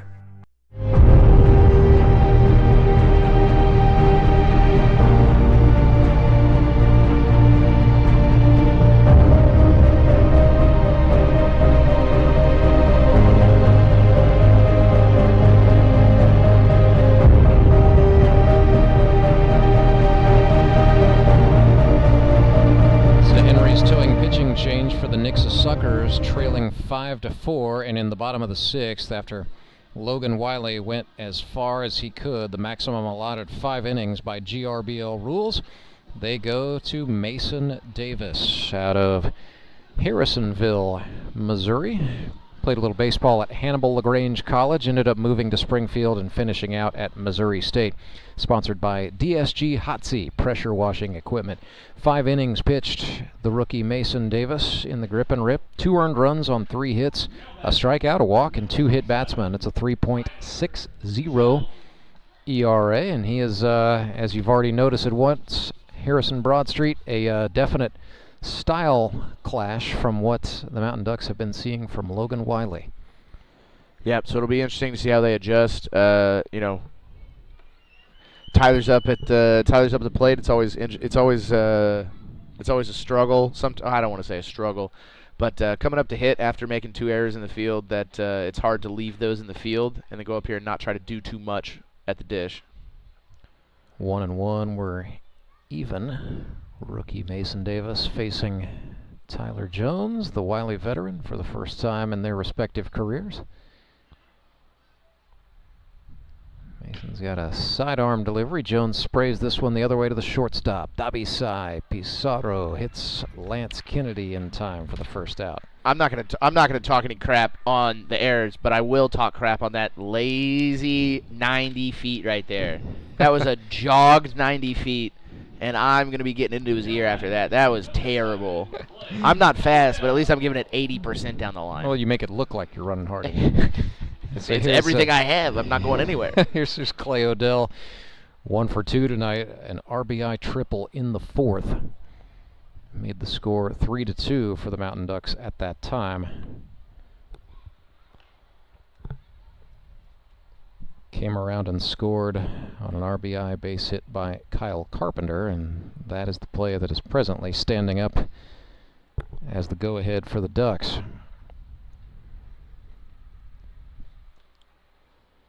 Woo. Davis ran one in on Odell. He is sponsored by Sermons on the Mound, and that is a ministry of his own accord. It's very interesting. He makes social media videos that are, he's a preacher by trade, but it is mini sermons in the style of a manager going out to chat with a pitcher on the mound.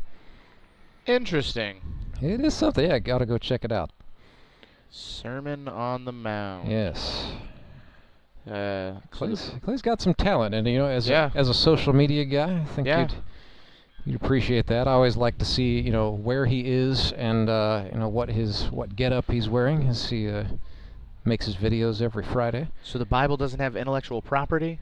There's no Sermon on the Mount thing that anybody's going to come back on? U.S. copyright law is only good for 100 years straight, so most of the books in the Bible are well past that as Clay Odell draws the walk.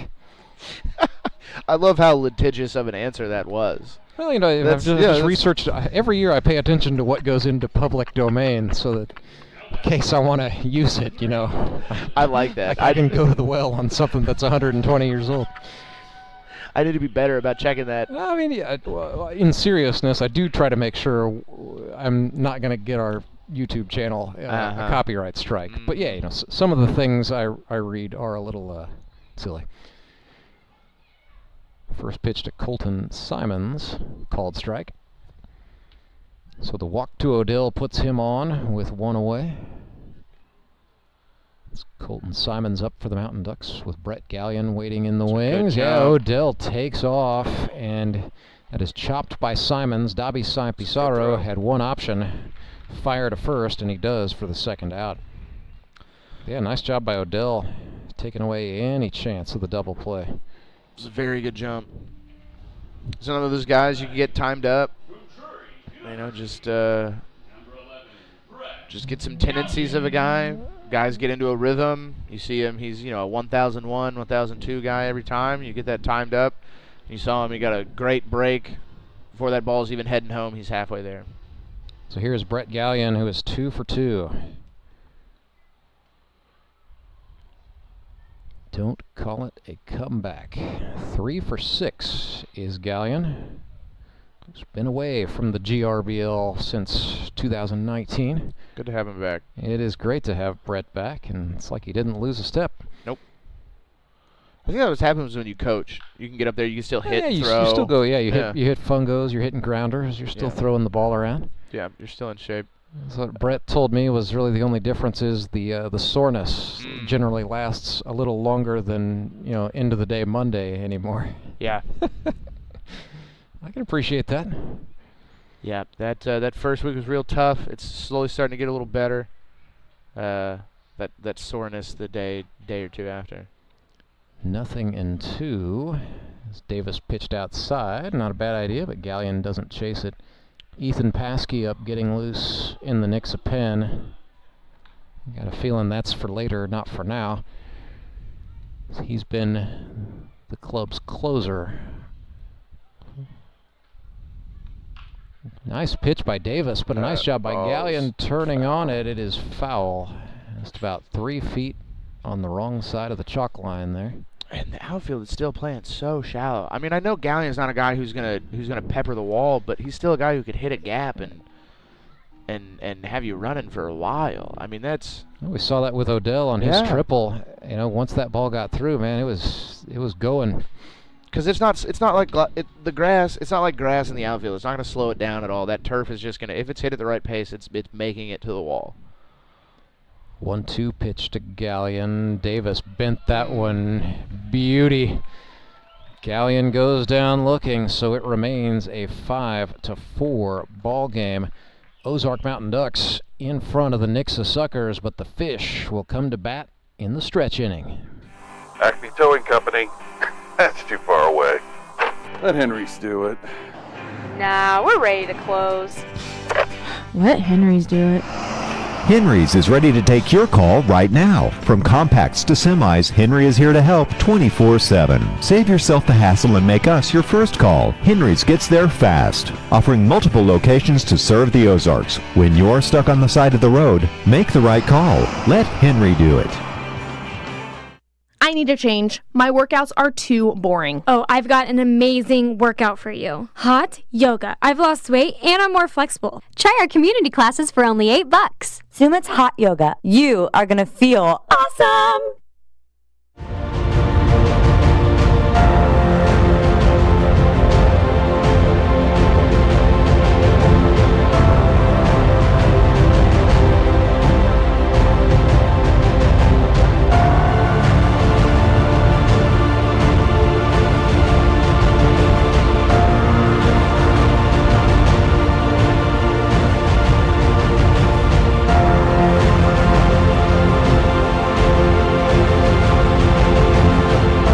Business is about to pick up here. It is a Henry's Towing pitching change.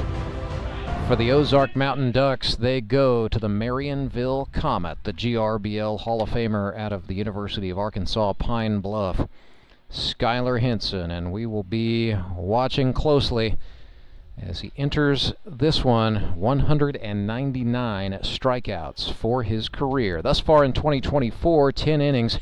He's allowed 3 earned runs on 11 hits, struck out 7, walked 1, and hit 2 batters, because, of course, that's what Skylar Henson does. Yeah. 2.70 ERA. The way he describes it is when you throw the slider as much as I do, sometimes it just doesn't hook up, and so, yeah, sometimes I hit right-handed batters. What of it?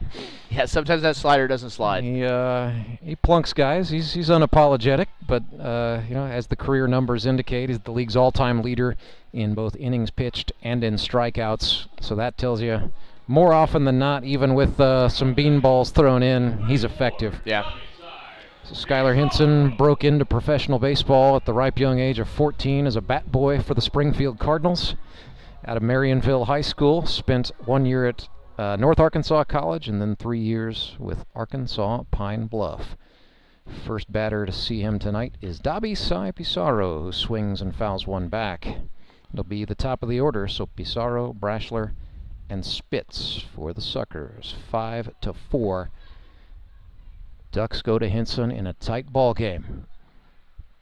Henson's a very effective pitcher, and I think the reason Henson is so effective is if you imagine that the person pitching to you was one of those used car lot inflatables, because that's what it's like to face Skylar Henson. Limbs are everywhere. Pizarro chops an 0-2 into play. Oh, what a Rycraft play! Barehanded it. Oh my goodness. Oh my What goodness. a play. Oh my. I was a little bit sad that a 2-strike pitch got put into play, but Logan Rycraft my goodness. turned my frown upside down.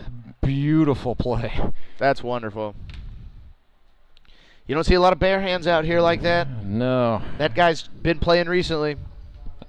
You may feel it in the morning, but for the moment, that's pretty good. What a play. So it is not Jared Brashler. It'll be Brandon Winder batting for the Fish. That's what you need behind Skylar. You need guys that can play the field. Skylar is going to obviously strike guys out. He's hunting for that 200, but Skylar is in the strike zone a lot, and he gets a lot of ground balls. So he's fallen behind here, 2-0 to Winder. Farmington, Missouri native, played at Mineral Area.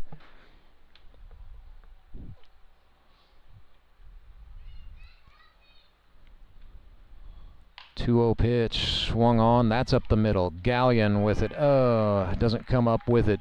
Winder's going to be safe, and they will score that as an infield hit. So, with 199 on our mind, this is also a situation where the Suckers have the tying run aboard once more. And the batter is Courtney Spitz, 1 for 3 on the evening. The Suckers manager, runner on base, hunting for 200 strikes. This is grip and rip baseball. Well, Courtney Spitz has come on, I'd say the last 3 seasons really, as one of the league's most dangerous hitters, facing one of the league's all-time top pitchers. Can't ask for much more than that. Sunday night, rivalry game, 5-4.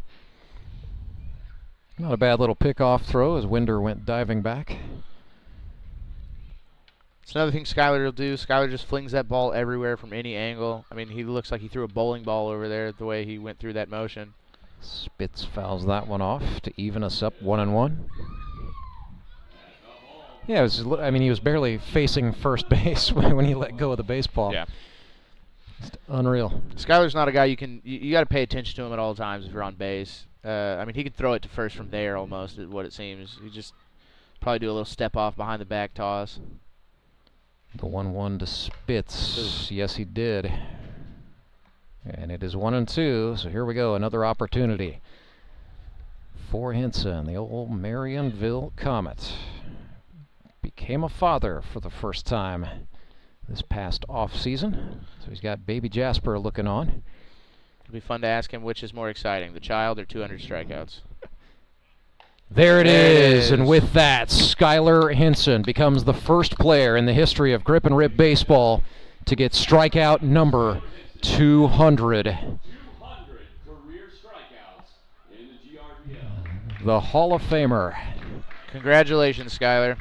You deserve it, biggin. Pauses for some applause. And his reward is to face Ben Wade. Yeah, here's 200 to face the hottest guy in the league right now.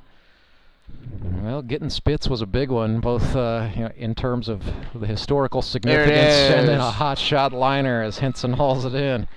That's a big inning. It's a huge inning. Period, point blank for the Ozark Mountain Ducks. They lead the Nixa Suckers 5-4. It is 7th inning stretch time, and as always, that is brought to you by Sumit's Hot Yoga. At Sumit's Hot Yoga, you are going to feel awesome. When Gary and Sandra Henry started Henry's Towing nearly 5 decades ago, customers knew that Henry would be the guy coming to help. People would call and ask to let Henry do it. And as Springfield has grown, our family has grown as well, so there's always someone around to come help you out. Everyone at Henry's is a member of the family, fully trained and as dependable as the original. With a family this size, help is always right around the corner. So if you find yourself in need of roadside assistance, remember to call the name you've grown to know and trust. Remember to let Henry do it! I need a change. My workouts are too boring. Oh, I've got an amazing workout for you. Hot yoga. I've lost weight and I'm more flexible. Try our community classes for only $8. Sumit's Hot Yoga. You are going to feel awesome!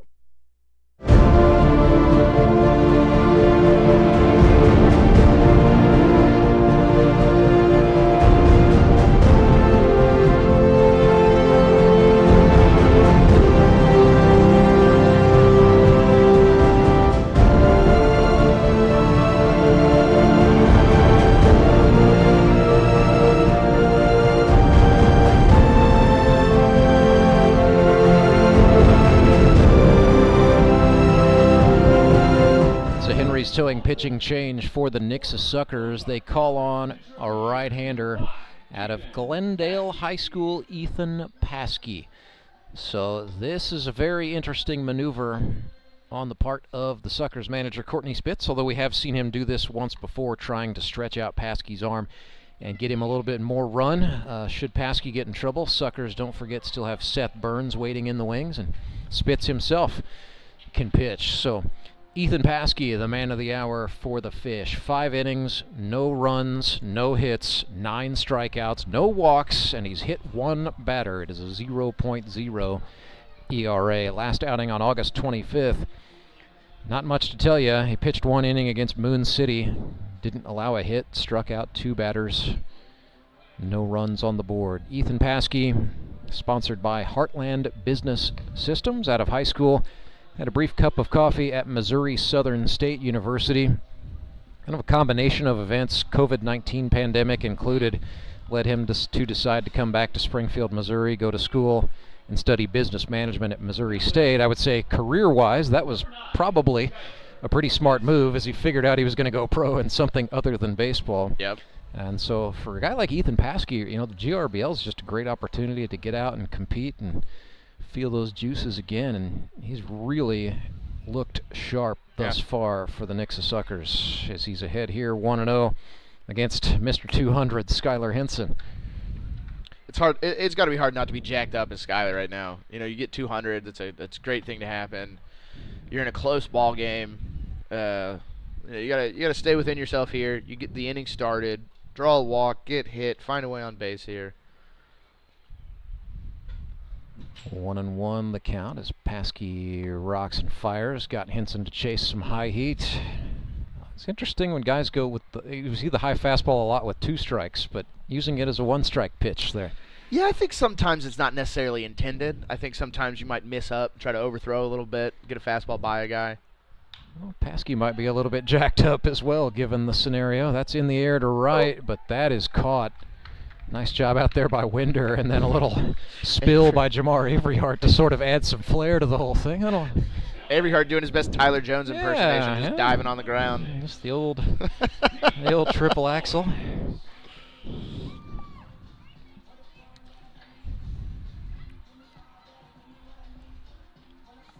So here's King Owens hitting in the 10 spot.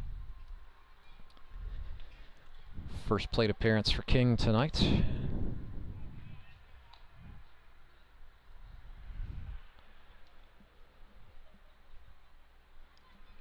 King's another one of those guys. He's just a strong guy. He works out all the time. It's something that he's passionate about in his life.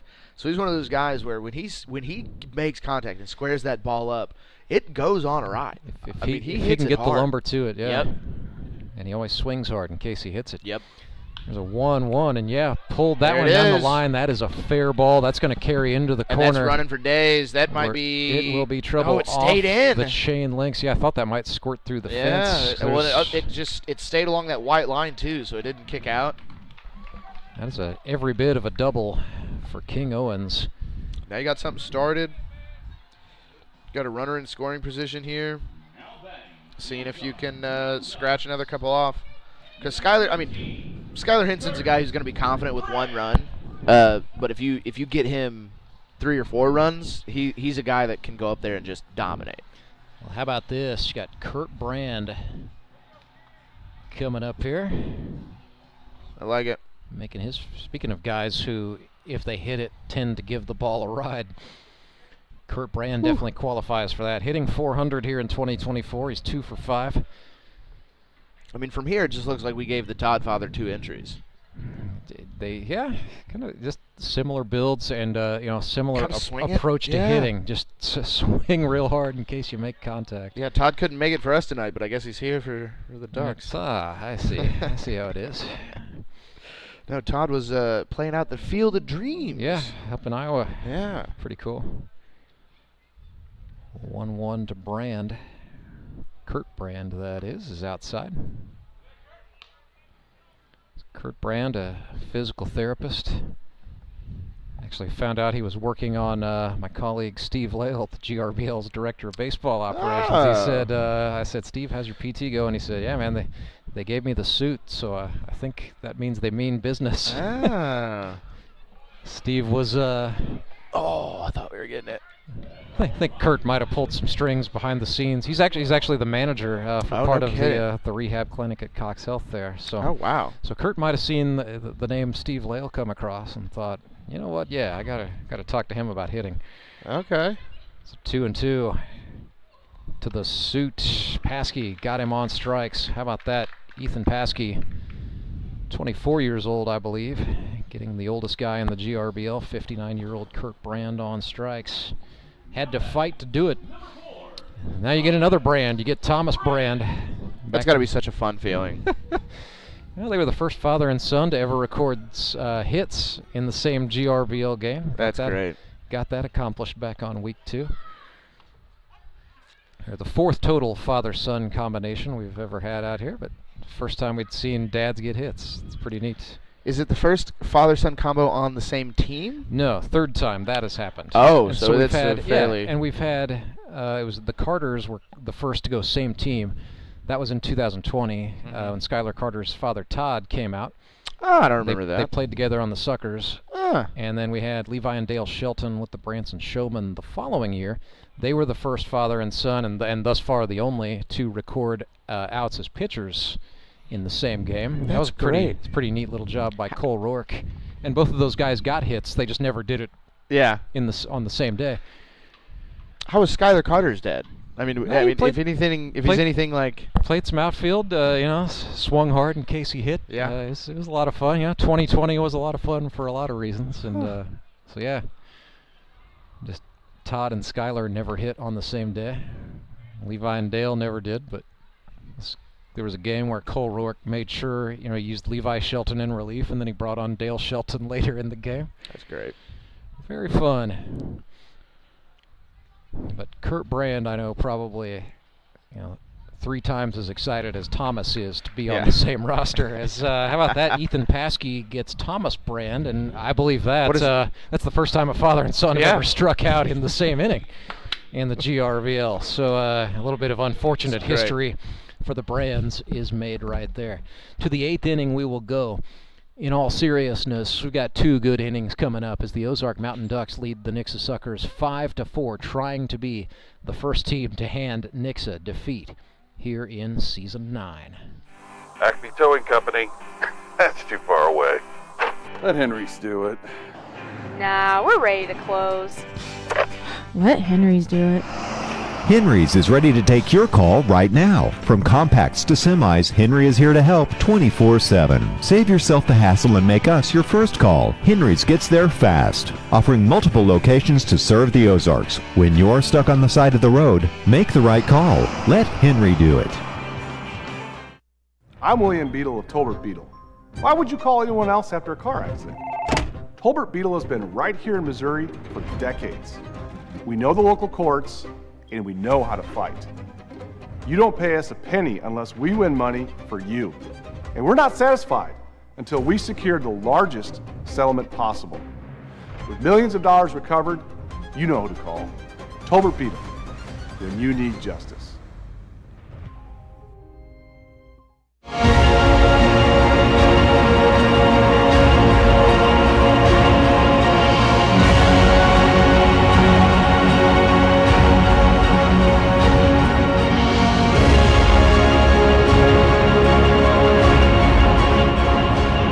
Number 8, Alan Butterfield represents a big old slice of hope for the Nixa Suckers coming to scratch here in the top of the 8th.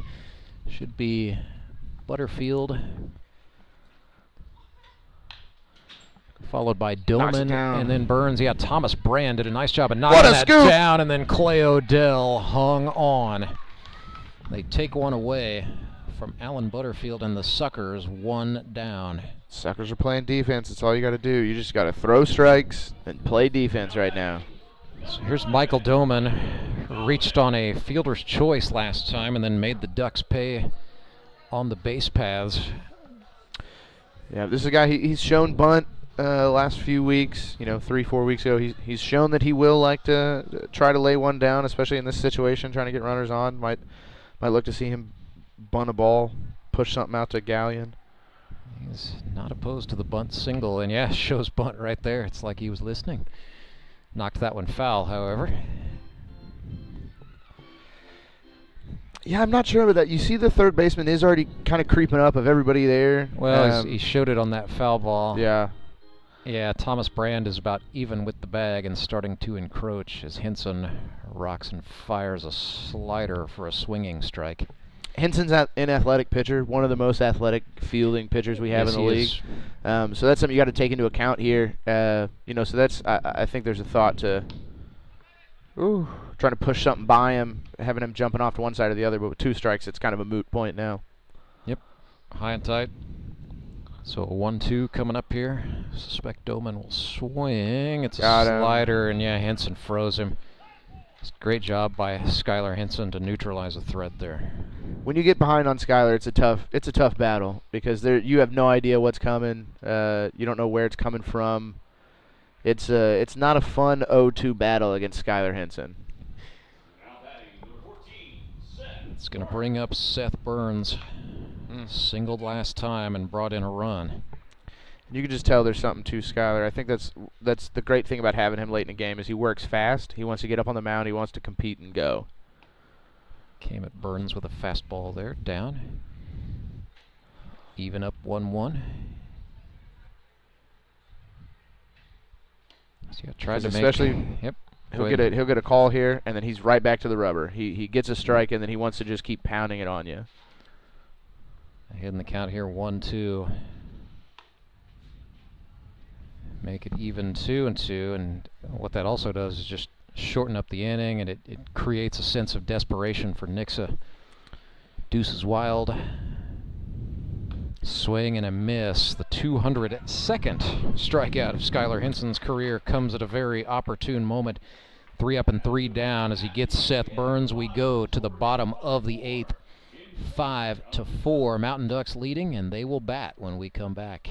Support local, give local. We hear it all the time, and when it comes to blood donation, there's an easy way to make sure your gift is being used in your community. Donors with Community Blood Center of the Ozarks provide every drop of blood, platelets, and convalescent plasma to patients in over 40 area hospitals. How do I know why that's important? Because my youngest daughter, Jocelina, is alive today thanks to local blood donors. Find out how you can help at cbco.org. Local donors, local patients. That's the Community Blood Center of the Ozarks difference.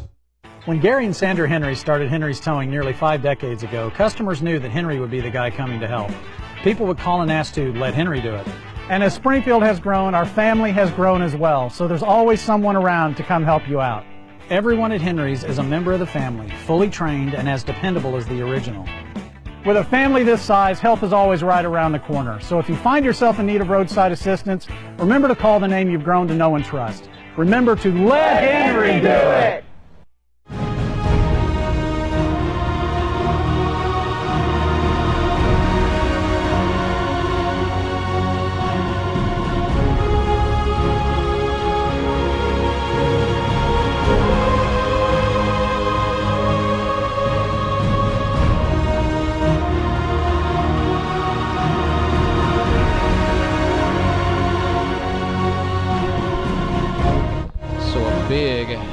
Big 8th inning, 3 up, 3 down by Skylar Henson. It is now Ethan Paskey's job to try to answer it for the Nixa Suckers. 5-4 is the score. Ozark Mountain Ducks lead the Suckers.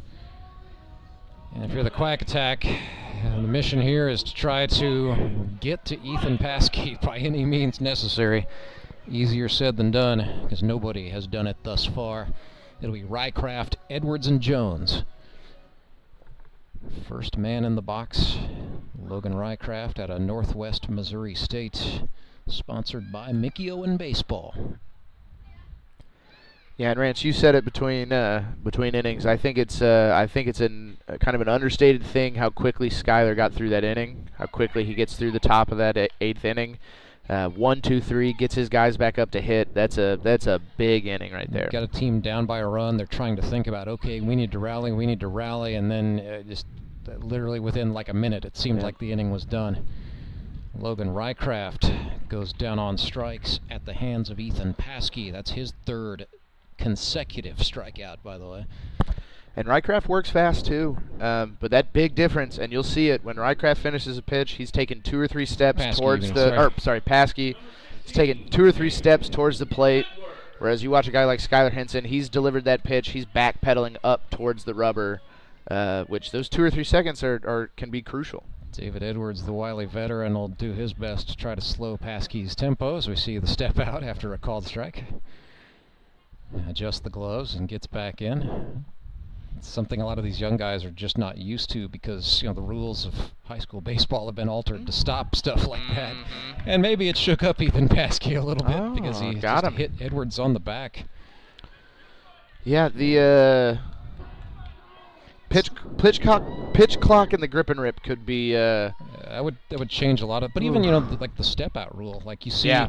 I see the young guys do it a lot where, they maybe take 1 foot out of the box and they look down at the line for a base coach, and I get a kick out of seeing Carter Rinney do that right now for the Mavericks, because there have been times where, out of habit, you can tell he does that, and Dan England's, what do you want from me, kid? Yeah. Just get in there and hit the ball. I'm not giving signs here. All right, hey. Yeah. Swing, hit something. 1-0 for Ernie Perkins. So he is hitting for Tyler Jones. We saw Ernie come on as a pinch runner that got up, and that's going to get through. It's trouble. That's such a tough bounce. Ernie Perkins taking advantage of the bad hop, but the Mountain Ducks fans are loving it. It's a broken bat. If that thing hits barrel or doesn't break, that might bounce up into that glove there, but because you're getting a full swing with a broken bat, you're expecting that ball to come a little harder, so it just sneaks right under his glove. That's a tough break on both ends. Oh, a real tough test for Paskey here. 2 men on and 1 out. He's going to have to face Clay Odell, who is 1 for 2 on the evening with a triple and a walk. The thing about Odell is if he swings, he's going all the way around. Yeah, if you're going to swing, might as well swing. No need to check it. I don't think Cleo ever learned check swing. Nothing in 1, make it nothing in 2. So yeah, Clay played at Ozark Christian College, now calls Republic, Missouri home.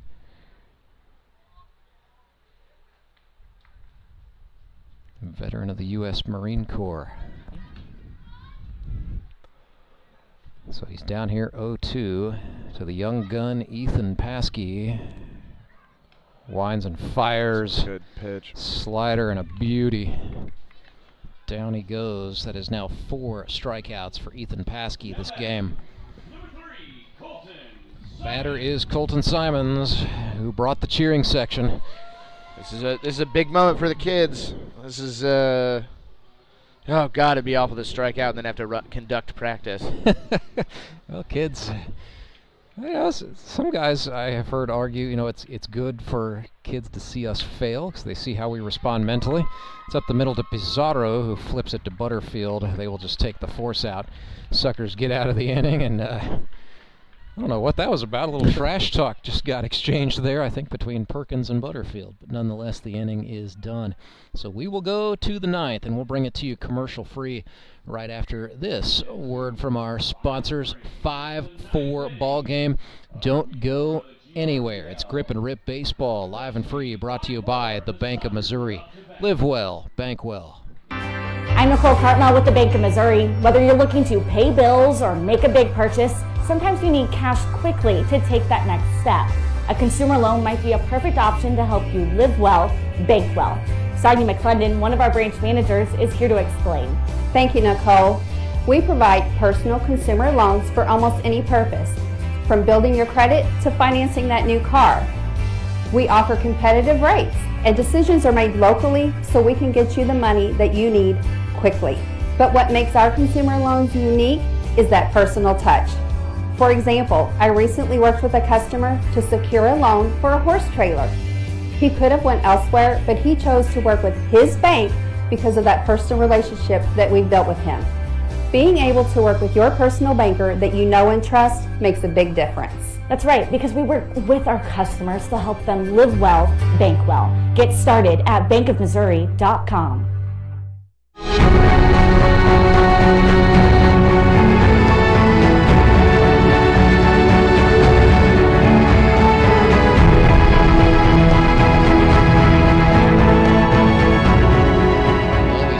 Started the day with 2 undefeated teams. We could potentially end it with none. Ozark Mountain Ducks lead this thing 5-4. Top of the 9th, Nixa Suckers coming to bat, and Skylar Henson just got his 200th strikeout earlier in this game, with a chance to secure a big-time win for the Ozark Mountain Ducks. Jamar Avery Hart is the batter. Oh! Goodness sakes, that was hit hard, but that was hit very, very foul. I think that's on top of the Marucci building. That got out of here in a hurry. So it'll be Avery Hart Kennedy and Pissarro for the Suckers, the last hope. Jamar Averyhart broke same the bat, thing. off the front of the mound. Henson's That's not going to so get tough. there. And Jamar Averyhart is aboard. Infield single goes up quickly from the official score. You see Henson get a lot of those, because in college they got guys that are swinging a little harder. That ball's to an infielder. That ball's over him, by him. We get, just some of these grip and rip guys. It's just a little too soft. And especially when the bat breaks like that. So big opportunity for Lance Kennedy. Tying run is aboard. Kennedy represents the go-ahead. Henson with decisively not the best pickoff move I've ever seen him do. Probably not his best one. But see, I like that. You just show them something. You get them in their head that you're aware of their existence over there. Goes at Kennedy with a slider down and away, ball 1.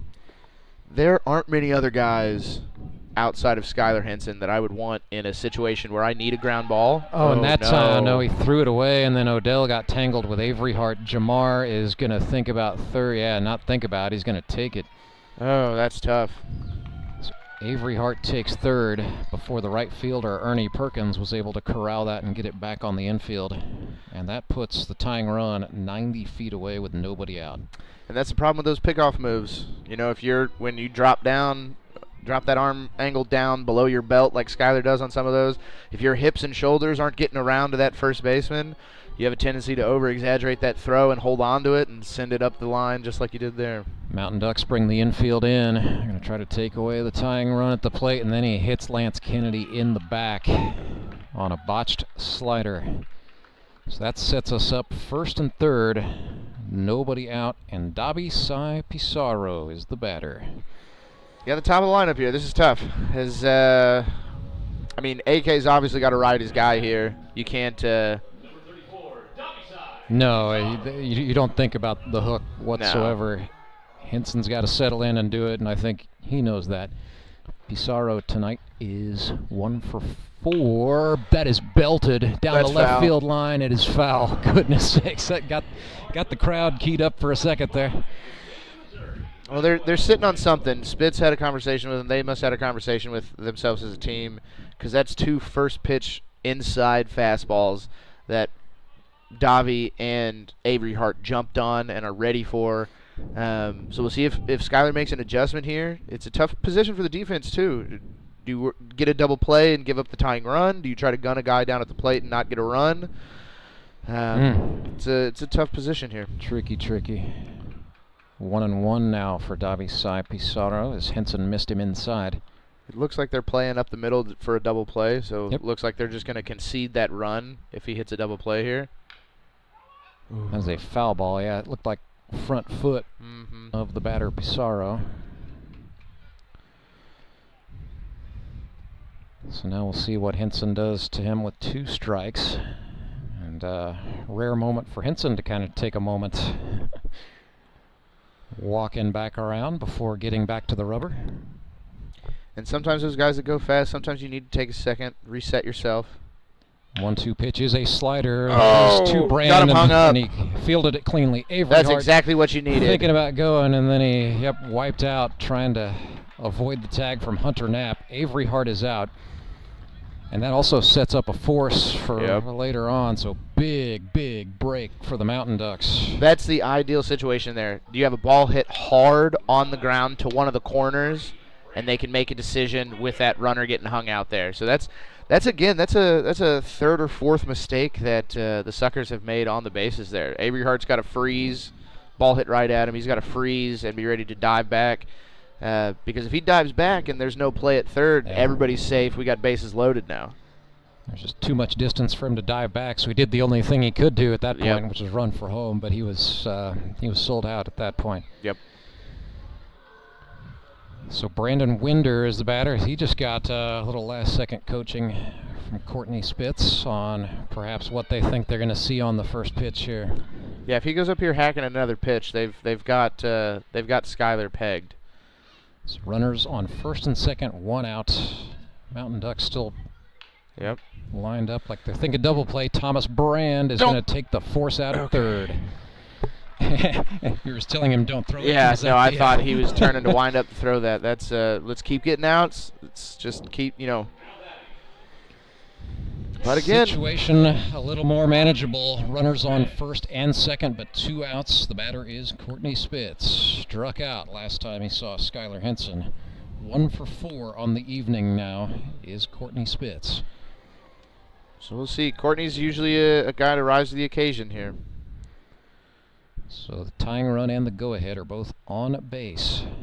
Mountain Ducks trying to pull to an even 2-2, but more importantly, knock the Nixa Suckers not out of first place yet, but within striking distance. Spitz lifts this one into left. Spitz is such a great student of the game. He's not a guy that you're going to get multiple times.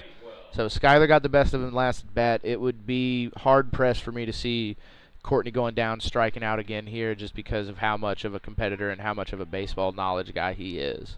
Yeah, and the fielder's playing him deep, as a matter of fact, or at least the infield is playing him deep. 1-1, swung on, that's got a chance. Rycraft up with it, He dribbled it. No, he did not get there. He got him at the plate, though. That what a play. He is out. What a play. Way to stay with that. Tagged out at home by Hunter Knapp. And the game is over. The Ozark Mountain Ducks win 5-4. Logan Rycraft cut the ball to the second baseman. What a throw by that onion fella. Oh my goodness. Brett Gallion fired it home, and Hunter Knapp applied the tag. 5-4. Well, that was a great game. That was a wonderful game to watch. I got my $5 worth and then some. Yeah, I don't think he has a gripe there. I think he's out. I think he's out pretty well the whole way. I mean, maybe there was a little different angle down there, but from up here it looks like that's a great throw. No, Suckers aren't protesting it too hard, and I don't know. They had Davis, the relief pitcher, coaching a base, so I don't know if he was saying I'm sorry or if he said we miscommunicated, but nonetheless, Suckers very quickly going to go talk that over in their own dugout. But the Ozark Mountain Ducks are winners 5-4. Our elite promotions, elite performers of the game, we're going to split it tonight. We're going to go with Skylar Henson for his 200th strikeout and then his ability to hang on and get the save.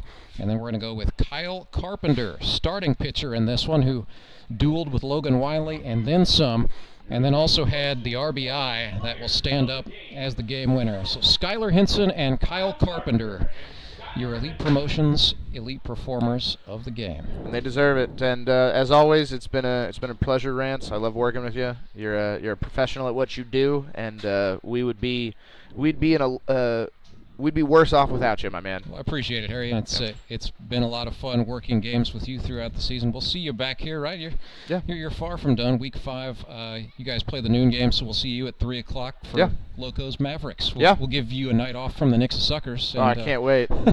You've become their correspondent, though. It's been fun. I know. I'm a correspondent who's not actually pulling for him as hard as I should be, probably. That's all right. Well, I like your style. You bring a certain degree of neutrality. You like to root against your enemies and root for your friends, and that's a lot of fun. I have a new thing now. I'm rooting against my friends now. I have to change it up. I don't need Tyler to think he's an enemy now. We'll work on that next time. But until then, be good. We'll see you next time. Appreciate you, sir. That is Harrison Broadstreet. We will come back, talk things over with some guys from the Ozark Mountain Ducks on the other side of a long break. So yeah, don't go anywhere. Skylar Henson, Kyle Carpenter, your elite promotions, elite performers of the game, and the Mountain Ducks win this thing 5-4. So they improve to 2-2, whereas the Nixa Suckers fall to 3-1. Support local, give local. We hear it all the time, and when it comes to blood donation, there's an easy way to make sure your gift is being used in your community. Donors with Community Blood Center of the Ozarks provide every drop of blood, platelets, and convalescent plasma to patients in over 40 area hospitals. How do I know why that's important? Because my youngest daughter, Joselina, is alive today thanks to local blood donors. Find out how you can help at cbco.org. Local donors, local patients. That's the Community Blood Center of the Ozarks difference. I'm the Nicole Cartmel with the Bank of Missouri. If you're in the market for a new home, you're probably spending a lot of time looking at real estate listings. But there's one main thing you need to do to narrow down your search. Get pre-qualified for a home loan. Mortgage loan officer Shannon Meissner is here. How does this help you to live well, bank well? Getting pre-qualified for a mortgage loan is definitely your first step. Pre-qualification allows you to determine early on how much money you can borrow to purchase a home in connection with your monthly budget. This way you know what homes to be watching the market for. We have lots of different loan options to fit everyone's unique needs. This way we can help you accomplish your homeownership dreams and goals. And the best part about pre-qualification is there's no cost. It's quick, easy, and it makes you a smart buyer. Thanks, Shannon. And of course, our mortgage loan officers like you are here to help you every step of the way. At the Bank of Missouri, we help you live well, bank well. The Bank of Missouri is an equal housing lender. Acme Towing Company. That's too far away. Let Henry's do it. Nah, we're ready to close.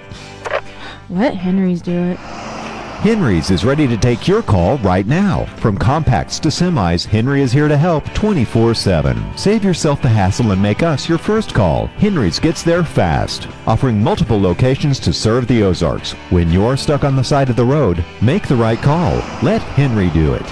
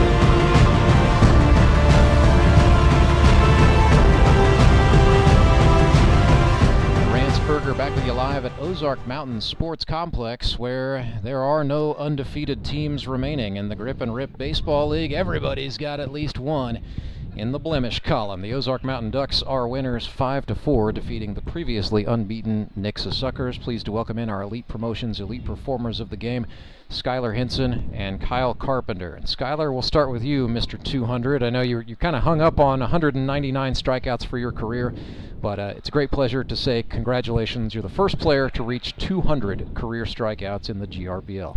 Well, thank you. I appreciate it. It's an honor, really. I mean, coming out here, getting to play this game, every Sunday, and so shout out to Tony for putting this thing on. Shout out to the teammates for being there and backing me up whenever I don't strike them out. So, let's talk about what I would say really the two biggest strikeouts of the night. We thought were actually in the 8th inning when you came out. I was like, okay, Nixa down by 1. This is their chance to rally. I think you were out on the mound for maybe 90 seconds to get through the inning, and you got 2 tremendous strikeouts there. Yeah, just throwing a lot of strikes. I mean, I feel like that's always been my MO. Make them put it in play. I probably let it fly a little bit the 2nd inning. AK gave me the week off 2 weeks ago, so I got 2 weeks of rest here, and I was able to come out and I'm feeling pretty good, and we get the win. So.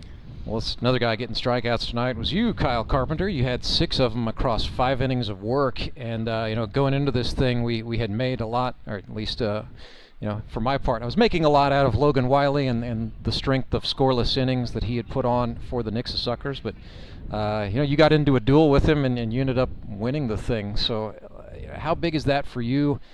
back in a starter's role for the first time in a while, and then to go head-to-head with a guy who was just previously unhittable, and you come out on the winning side of it. It was a great momentum for us. We were down a little bit. This was definitely one that we wanted, being out here, getting that late game, and, it was nice to pull away the win. So, is it safe to say you just feel a little bit better? Something about the way you get ready for a game, makes you more effective pitching when you're the starter? I don't know. AK trusted me to start the game our last outing, and, felt good. I don't think I gave up a run either, and, I like being a starter, but, wherever he wants me, that's where I'll go. Were you surprised at all to get sent out there for inning number 4? Yes, to get pushed? Okay, well, so no time really to think about it, as you got to go out there and pitch. Yeah, no doubt. So, and then hitting as well, you end up going 2 for 3 on the night, but your RBI in the 4th is what will stand up as the game-winning run. So, Kyle Carpenter, and hitting against guys with big velocity. What's the secret?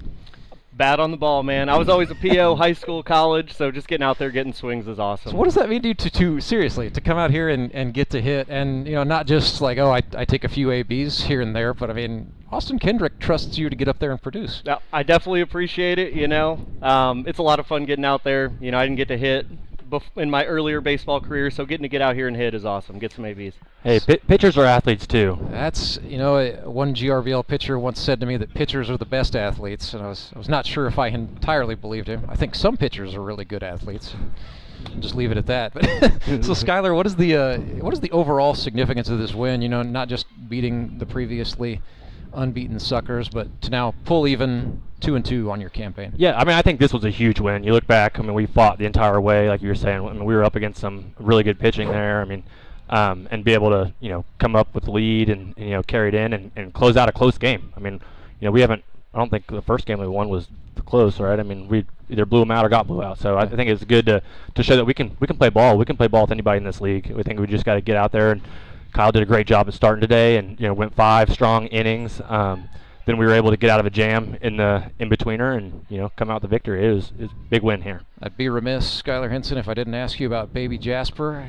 Yeah. How's he doing, and how does the dad life affect your approach to the game? There's a little bit less time to get out and do some things, but it's awesome, man, to see the little one kind of grow. He's 6 months now, so seeing him do new things every day. Today he was sitting up for the first time by himself, so it's like, seeing those life events really puts into perspective of what we're out here for. One day it'll be him out there, and I'll be in the stands cheering him on, and I'm looking forward to that. So. Hey, you're a young man. You got plenty of baseball left. You can Kurt Brand it and be hanging around. Plenty of time. Plenty of baseball. I hope I hold up. So Kyle Carpenter, next week you guys get the Springfield Metropolitans. That'll be a showdown at high noon. They just got a big win today over the Moon City Mavericks. So how about it? You're going to go head-to-head with Clay Murphy now? Is that what's next? If he lets me, I sure hope so. Well, speaking of who he is, let's bring him in. Austin Kendrick, manager of the Ozark Mountain Ducks. We'll kill the mics there as AK has to wipe a little bit of sweat. Let's make sure I know which one you're on there, AK. I think that's... It was Kyle's. Okay, I think that one's it. All right. So Austin Kendrick, manager of the Mountain Ducks. Let's talk about just overall significance of the win. First of all, you knock off previously unbeaten Nixa. They're still, for the moment, first place in the division, but you've knocked them down a peg anyway. Yeah, the Suckers are really good. They've got probably the deepest pitching staff, in the league, and I think anytime that you can come in and get a win against somebody like Logan Wiley, that's huge. To be able to hit him around, I know he hasn't really been touched up much at all in this league, and I feel like our guys had really good approaches against him. I felt like he looked like he probably started getting a little tender. I saw him out there flexing his arm and stuff like that, but he's as tough as they come, and I think when you get a chance to get a couple on him, it kind of gives guys confidence to be able to go up against those middle guys and those guys at the end. So that was a big win for us. Speaking of tough, particularly mentally tough, each of the pitchers you sent out there faced some form of adversity one way or another this evening. So just how about the overall job by your staff to hang in there in a close game? Yeah, I think that's been the thing that we struggled with the most, is usually when we have an error in an inning, it kind of snowballs. And our guys did a really good job tonight of keeping their cool, on the bump and in the field. It was like it was one of those times where you just felt like the guys were going to step up and make the next play. Hasn't always felt like that with us the last couple of years, but tonight just had a different feel. It almost seemed like it meant a little bit more tonight. So. Big game atmosphere. Of course, you got Colton Simons brought like literally all of the youth club that he's coaching for. So you had about 60 kids from Republic cheering you guys on. That's got to add a little bit of atmosphere. It's really cool. I told the guys, I texted them before the game and told them that, hey, like it's always really fun when the kids come out. It makes you feel kind of like a big leaguer. And those kids, I mean, they did a great job tonight cheering for us and giving us some energy. And I mean, we really appreciate Colton bringing his club in. And I mean, those kids they've obviously done a little bit of research because they were, yelling our names and asking for autographs and wanting baseballs and things like that. So it was really cool to give our guys kind of that big league feel. And it was pretty cool to make those kids' night as well. Be remiss if I didn't ask you about a couple things. Number one, your boy Brett Gallion, speaking of making the play, had to make the play at the end, firing to home plate and giving Hunter Knapp a chance to get Pizarro there. So, Brett Gallion, I know, is a guy who's been away from the GRBO for several years, but I feel like it's like he never left. And that's the way it is. He's just a gamer. I mean, and that's what he's always been that way. And I mean, I was lucky enough to play with Brett in high school, and he's been one of my good friends for a long time, and he's a guy I've got a lot of faith in. And he doesn't have quite as much in his arm that he used to, and I don't know if you saw him after he threw that ball. He was hanging pretty bad, but he's got about one strong throw in the arm every single night. Certainly saved the bullet for the right moment. And that's what he told me. He said, man, there's a reason why I was saving that one, and I made sure I saved it for the right one, and he did a great job. That was a very heads-up play. I mean, Logan made a great play sliding in the hole to cut that ball off, and yes, then he did. To get it to Brett, and for Brett to be heady enough to get somebody like Davisai. I mean, Davisai's got some wheels, and he's flying around that bag, and just for Brett to have that instinct about him to be able to make a great throw and put it on the money. And I mean, we can't overlook Hunter's tag. I mean, that's a tough play for a catcher to make. For him to be able to focus on watching all the way in, catching the ball, securing it, and then getting a good tag down. That was a huge play. Really proud of those guys. Really proud of the entire team.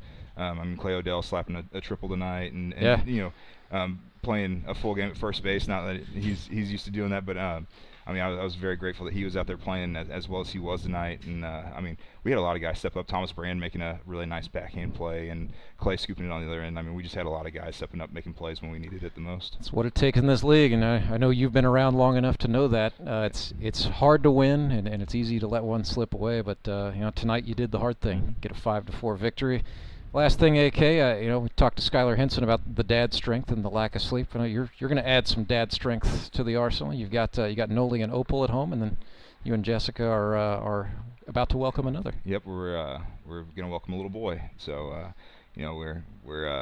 feel like we're kind of starting to complete the family a little bit, and we're excited. It couldn't have come, we couldn't have planned it for a worse time. Due date's December 2nd, which is hey, come on, which will be about 2 games into the basketball season. So that's just great family planning on my part. But we're really excited, and the girls, man, they're really excited about getting a little brother. So these things have ways of working themselves out just fine. They do. I think you're going to do a great job with that. But good luck. You're playing zone defense from here on out. It's pretty much 2-on-3.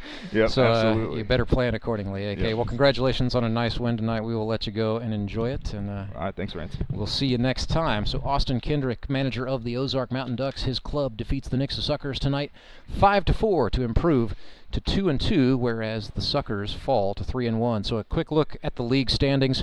GRBL North is where we'll start, where the Republic Locos remain in first place despite losing today by a score of 11-3 at the hands of the Branson Showmen. So the Locos 3-1 in first. Springfield Metropolitans solidly in second place. 1 win against 3 defeats as they defeated the Moon City Mavericks today 3-2. Mavericks are in third at 0-4. In the South Division, the Nixa Suckers are 3-1, still in first in spite of the loss tonight. Branson Showmen are in second place at 3-1. And then that is because when the two teams played each other, Nixa and Branson that is, it was Nixa prevailing 9-0. So by virtue of that head-to-head criteria, Suckers hold down first place, and then the Mountain Ducks still in third position for the moment at 2-2, but they are winners tonight 5-4, and they pull within striking distance of both the Showmen and the Suckers. So the South just got a whole lot more interesting Next week, Sunday, September the 15th, Ozark Mountain Sports Complex is where you need to be. At high noon, it's the Mountain Ducks taking on the Metropolitans. At 3 o'clock, the Republic Locos are at the Moon City Mavericks. And then at 6 o'clock, the Nixa Suckers are back in prime time. It's baseball night in the Ozarks. They will take on the red-hot Branson Showmen in a game where something will have to give in what will be an outright fight for first place in the GRBL South. Well, for all those involved here tonight, for my partner Harrison Broadstreet, and for all the guys who helped to make this thing happen, including our executive producers Tony Lewis and Harrison Waters, I will bid you good evening. My name is Rance Berger. Good night from Ozark, Missouri.